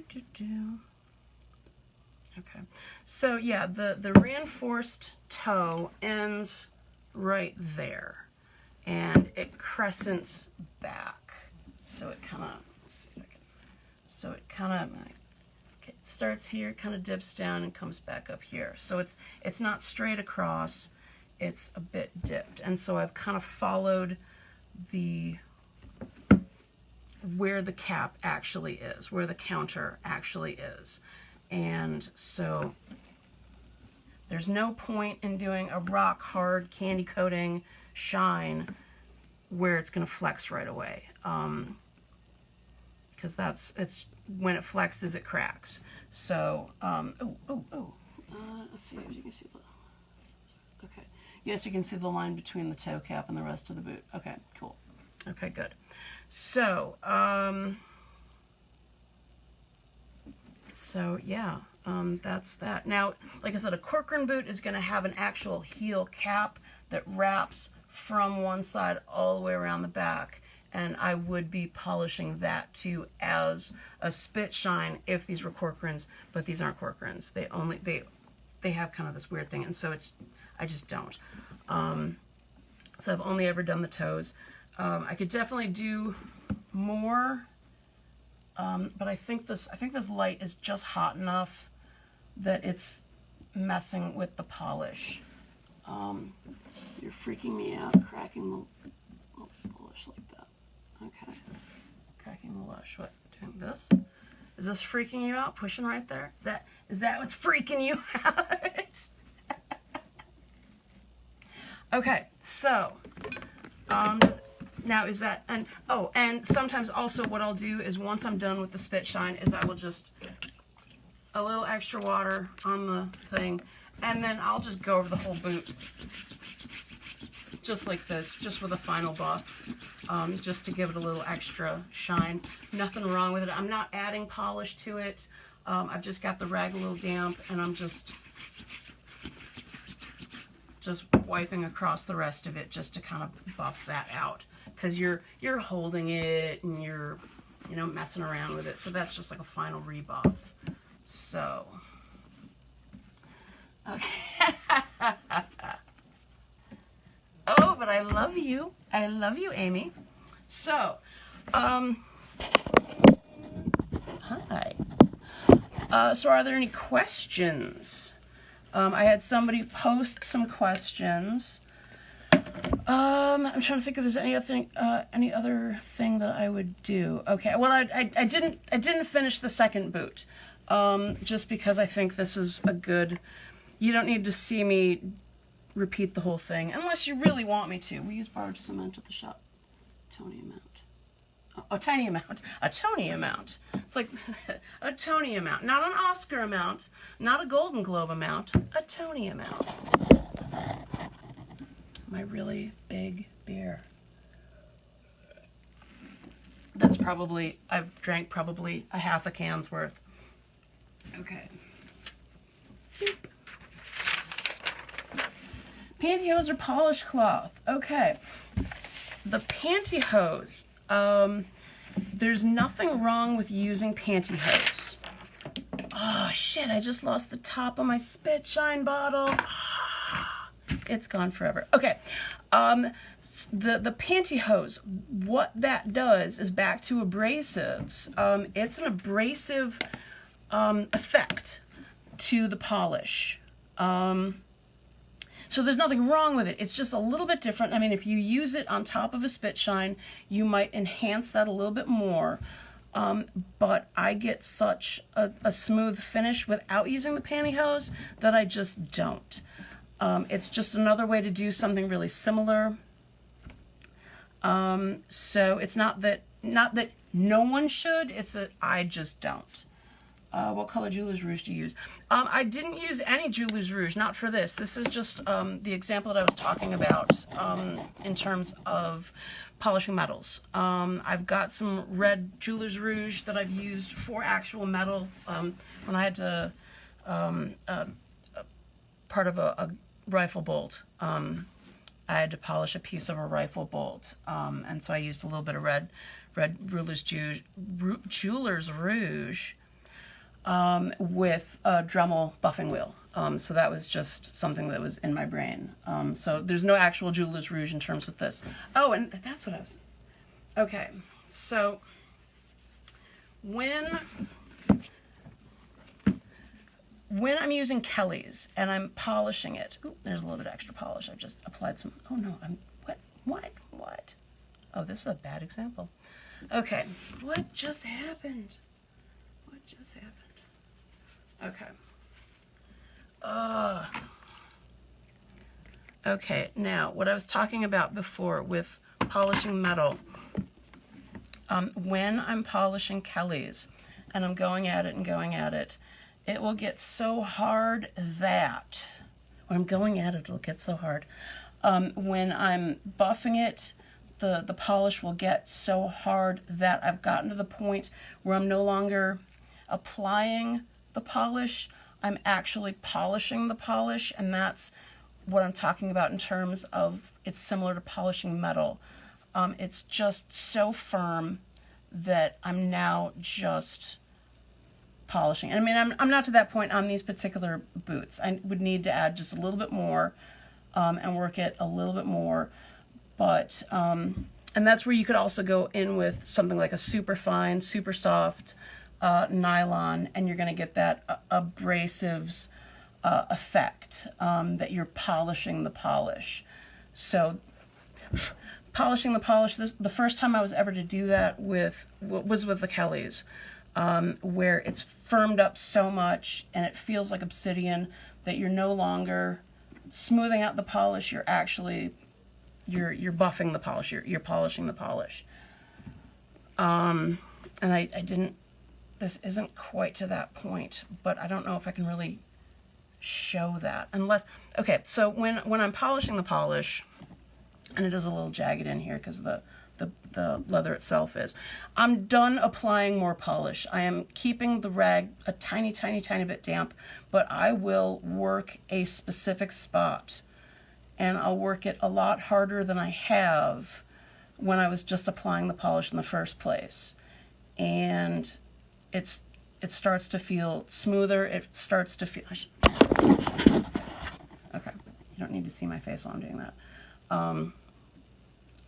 I'm buffing away, and the polish isn't spreading anymore. I'm not applying more polish, and I'm keeping the rag just a tiny, tiny, tiny bit damp. But the imperfections in the polish will start to go away because you're actually, you're buffing out, you're sanding down, you're polishing the polish, as I will say again and again and again, and you will get sick of hearing me say that. But if you've got any ridges like around, I've got these little, you probably can't see the divots. There's some divots that, like I said, I could fill in with the leather dust, but I couldn't do this all in one day. As I'm buffing around that, the polish around it is getting really round and smooth to the point where the divot doesn't go away, but the divot kind of gets a little subdued because it's gotten rounded down. So, like I said, so as you've seen, I haven't added any polish to this for quite a while, but I'm still buffing, and it's getting shinier just because it's like a micro abrasion of the polish. And if you use a soft enough pantyhose, and I've seen some people, they'll take like a padded brush and they'll wrap the pantyhose around the padded brush, and then they'll buff with that. That's a really good way to get the right pressure. So, and I'm not saying that you can't get this effect, this polishing the polish effect with Angelus and Lincoln and Colonel and Australian Kiwi and what have you. It's just the first time I was able to do that happened to be with the Kellys. And so that's why I stick to the Kellys now, is because that was the first time the spit shine got really, really magical for me. Let's see. What do I think about applying flavorings to spit shines?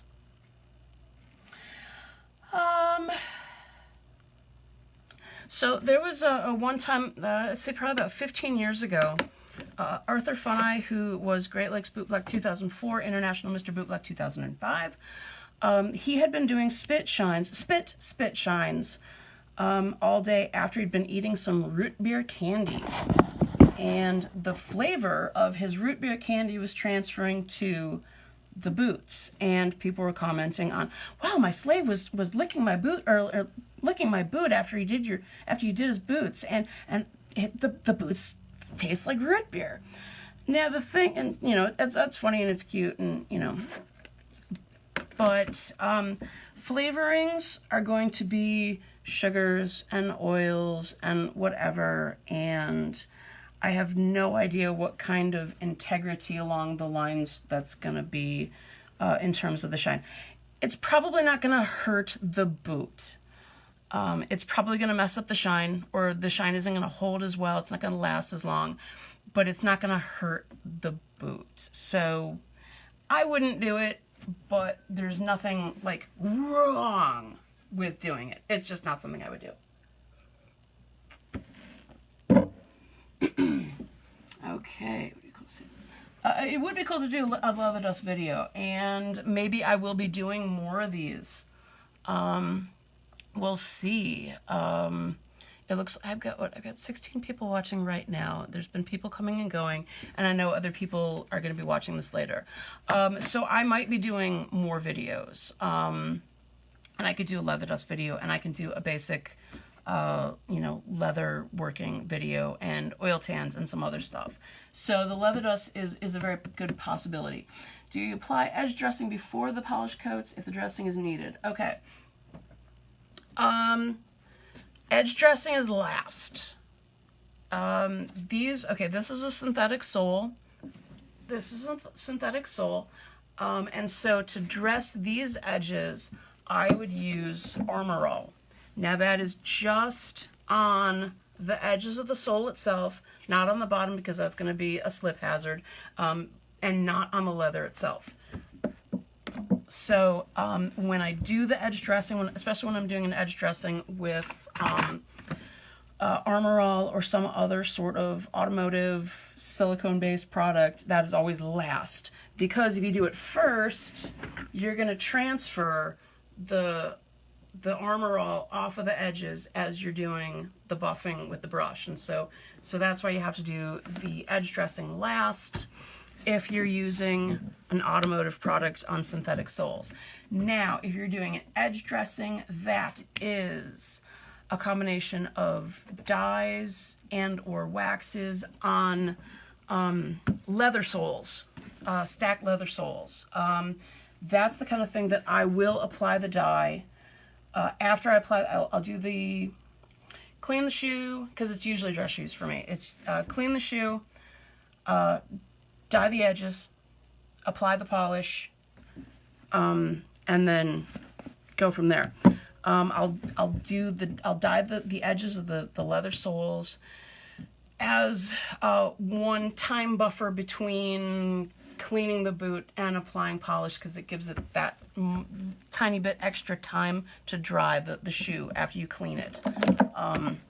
So if it's a shoe or boot with a leather sole, clean the boot, dye the edges, apply the polish, buff it out, and then from there I might end with some neutral polish, or sometimes I'll use Kiwi or Angelus.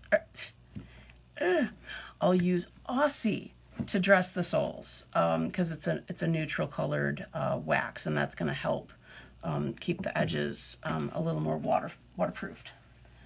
Now, I don't use like commercial edge dressing. Phoebings make some, and it's paint-like. And now there's two different products. There's edge dressing and there's edge coat. Edge coat is actually for dyeing the raw edges of leather. Whoops! Edge coat is for dyeing the edges of a piece of leather in a leather project. Edge dressing is for the soles of shoes. The edge coat is thicker and more paint-like, and it's meant to be a sealant. The edge dressing or edge ink is thinner, and it's meant to be a thin paint, but still a paint. And people will use it on synthetic soles. People will use it on leather soles.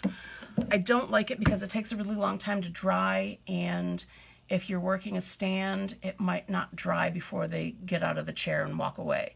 So you're risking using, when you use the edge dressing, you're risking marring up the floor because it takes so long to dry. Also, it chips.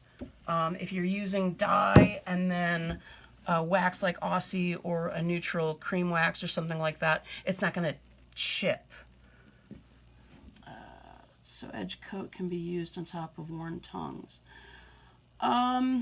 Sure.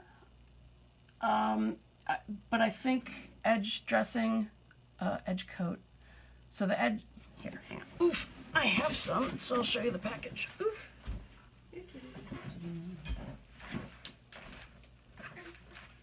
Nope. Okay.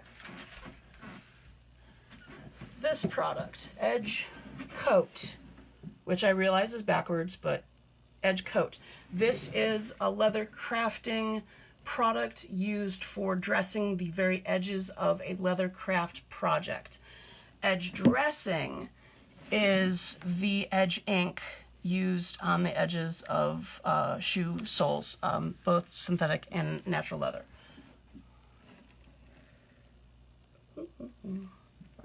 So yeah, craft project component for dressing the edges of raw leather, project leather. Okay.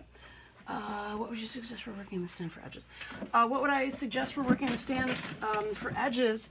I would use, for synthetics, I would use an Armor All used just on the edges, synthetics, Armor All.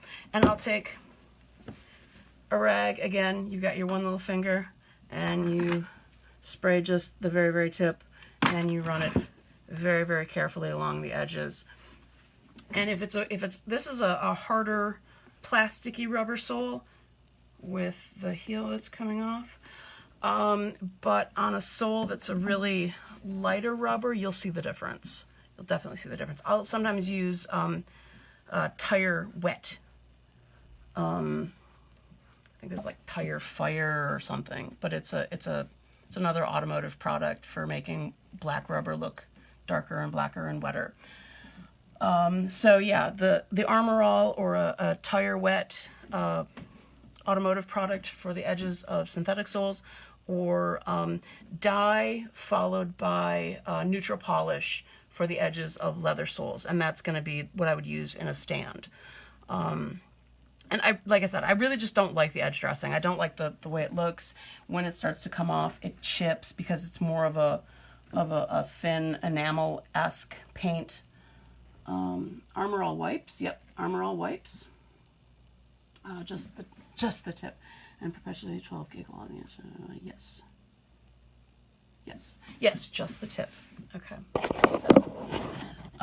So we're kind of into the questions and answers.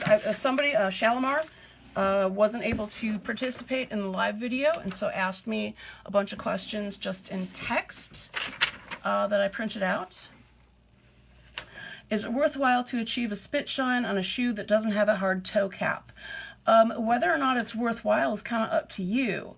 I've got one regular customer where he's a guard at a bank, and he wears Bates, 511 brand. 511 brand tactical duty boots, and the toes are fairly soft, but kind of rigid enough that I go through it, and I will do a spit shine on the toes, because that's his job, to look good, because he's a security guard. And so the shine isn't going to last as long in a boot like that as they'll last on this or a Corcoran or something like that with a really rigid toe. But I still do it because, he likes it. And so it's more maintenance to keep it. Whether or not it's worth it really is kind of up to you, whether or not you feel it's worth doing, putting in that time. So using Armor All and then conditioner over it? No. The Armor All would be just on synthetic soles, and then the Aussie, clear polish or Aussie would be on leather soles, not both of those things, both of those products on one boot. So it's either Armor All or it's dye and Aussie. Okay, what can cause pitting or weird dips and bumps in a spit shine? Is there any way to fix them without stripping down the layers? Okay, so like along the edge, you're starting to, along the edge, it's uneven, and so you're getting those, like what I called before, the continents of polish. Sometimes just buffing through that, just keeping going with buffing them is going to even that out, the pitting. Sometimes just applying a little extra polish into a pit is going to help fill it, but you don't necessarily have to strip it down. You can just play with adding a little extra, really, really light, and then just smoothing really lightly, and you can do a pretty decent job at evening things out. But if it gets really, really bad, you might have to just strip down like I did at the beginning of the video. Should you be looking for a completely smooth surface, or do you see marks from where you rubbed polished on to achieve the shine? Should you be looking for a completely smooth surface, or do you see marks from when you've rubbed the polish on to achieve a shine? When it comes to doing a spit shine, what you are trying to do is going for the smoothest, glassiest shine possible. You shouldn't be seeing the marks from where you've applied the polish. So you might have to buff through that if you're still getting your if you can still see where the polish was applied. Do you have any more questions? Okay, let's log off. Goodbye, Michelle. Goodbye, Michelle. I hope you learned something. Okay, back to Shalimar's questions. What products and waxes are best for a spit shine? That's gonna vary. Some people love Angelus. Some people love Lincoln. Some people still love Kiwi, and you can get this kind of shine with Kiwi. It's just gonna polish as soft as Kiwi is going to be just harder to maintain. Like I said, as I mentioned before, the Kelly's is my favorite, but Kelly's isn't magical. None of these polishes are magic. You're not going to get a high gloss, super glassy shine just because you use a specific product. You still have to know what you're doing. You still have to practice. You still have to work at it. So using Kelly's isn't just going to like make all your spit shines be beautiful. You still have to practice it and feel what's going on and work at it. Does the technique of application change with each product or wax? I'm only ever using one product on any specific boot, and if I'm using a cream polish, I'm not going for a spit shine anyways. And so technique of application change with each product or wax. I generally apply the cream polishes with my fingers and still kind of similarly as I would with the harder wax. But that's just something to play with. But I'm not going to do cream polish and wax polish on a single spit shine. And what are some of the reasons cracking can occur after applying a spit shine? So, reasons a polish can crack after putting on the spit shine is if you work too hard to get a spit shine across a flex point, as soon as it flexes, it's going to crack. Reasons it could crack is if you drop something on the toe, if you kick something. Basically, if the leather is flexing, the polish isn't going to flex with it. The polish is going to crack. I've equated this to like a candy-coated marshmallow. Once you step on the candy-coated marshmallow, the candy coating cracks because the marshmallow goes flunk.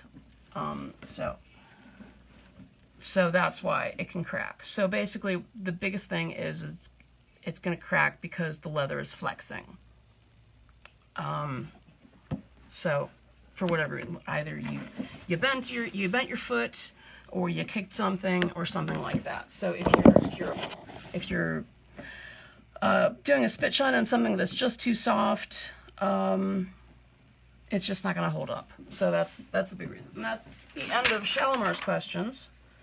And another reason why cracking can occur after applying a spit shine is if the surface isn't clean enough, the wax isn't going to stick in the first place, and so it's going to crack more easily. It's going to flake because it's just not sticking to the leather in the first place. So it could be that you just didn't clean the leather well enough. And sometimes when it's a brand new pair of boots, you're just going to get the flaking and just buff through it, and it will stop. Okay. Okay. And I've talked a whole bunch. I've been talking for 2 fucking hours. When it cracks, just clean and redo. If it's just flaking and not... Whether or not you have to start over by stripping is going to depend on how bad it looks. If it's just flaking because it's flaking along this crease point, buff through it, it'll go away, it'll calm down. But if it's so bad that it's just if I, you know, wore these and all the polishes basically fell off, then I'd have to start over. So whether or not you have to start over, whether or not you just want to polish, you know, just buff through it and see what happens, that's just going to depend on how bad it looks, how severe it looks. So yeah, like I said, this is the first time I've ever stripped these boots ever, and I've got other boots that have never been stripped. So it's very rare to have to strip boots. So yeah, generally, if this wasn't looking very good, I could probably just go ahead and if the polish was really, really uneven, I could just buff through, and that's going to even out a lot before I apply more polish. Just that abrading down. The buffing, just the buffing. No, not adding extra polish, just using the rag with a little bit of water, buffing that down. That's going to even out a lot. So, did that answer that? I hope so. Went by fast. Okay. Izzy ties a knot in the center of her laces because Izzy says I am 12. Yes. Go at it until it is hard. Yes. For the tongue, you sometimes, always, maybe polish it. Sometimes, always, maybe polish it. Water is a lube. Use the polish that works best for you. Distilled water is cheap. Use it in your spit shines. Armor All for synthetic soles. Dyes a neutral polish over leather soles. Yep. Do you have a magic solution to clean your hands? No. Nope.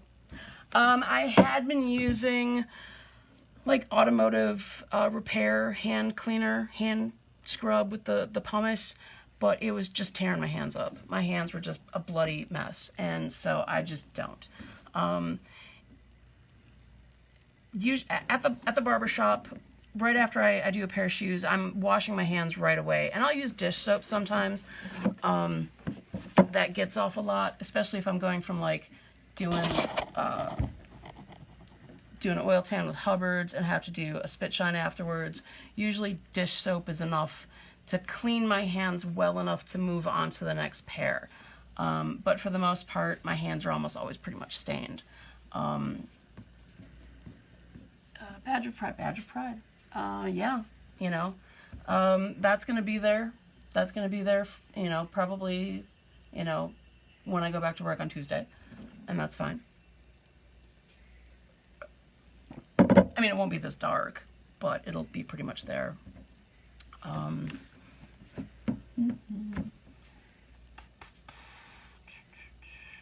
So yeah, so that's start to finish of a spit shine, and it took that was a lot of time. My throat hurts. So yeah, coconut oil at the end of the night.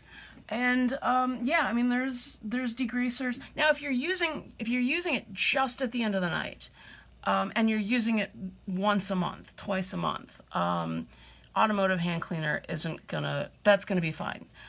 I was using it after every single pair of boots, after every single pair of shoes, and using it 5, 6, 7 times every single day, 5 days a week.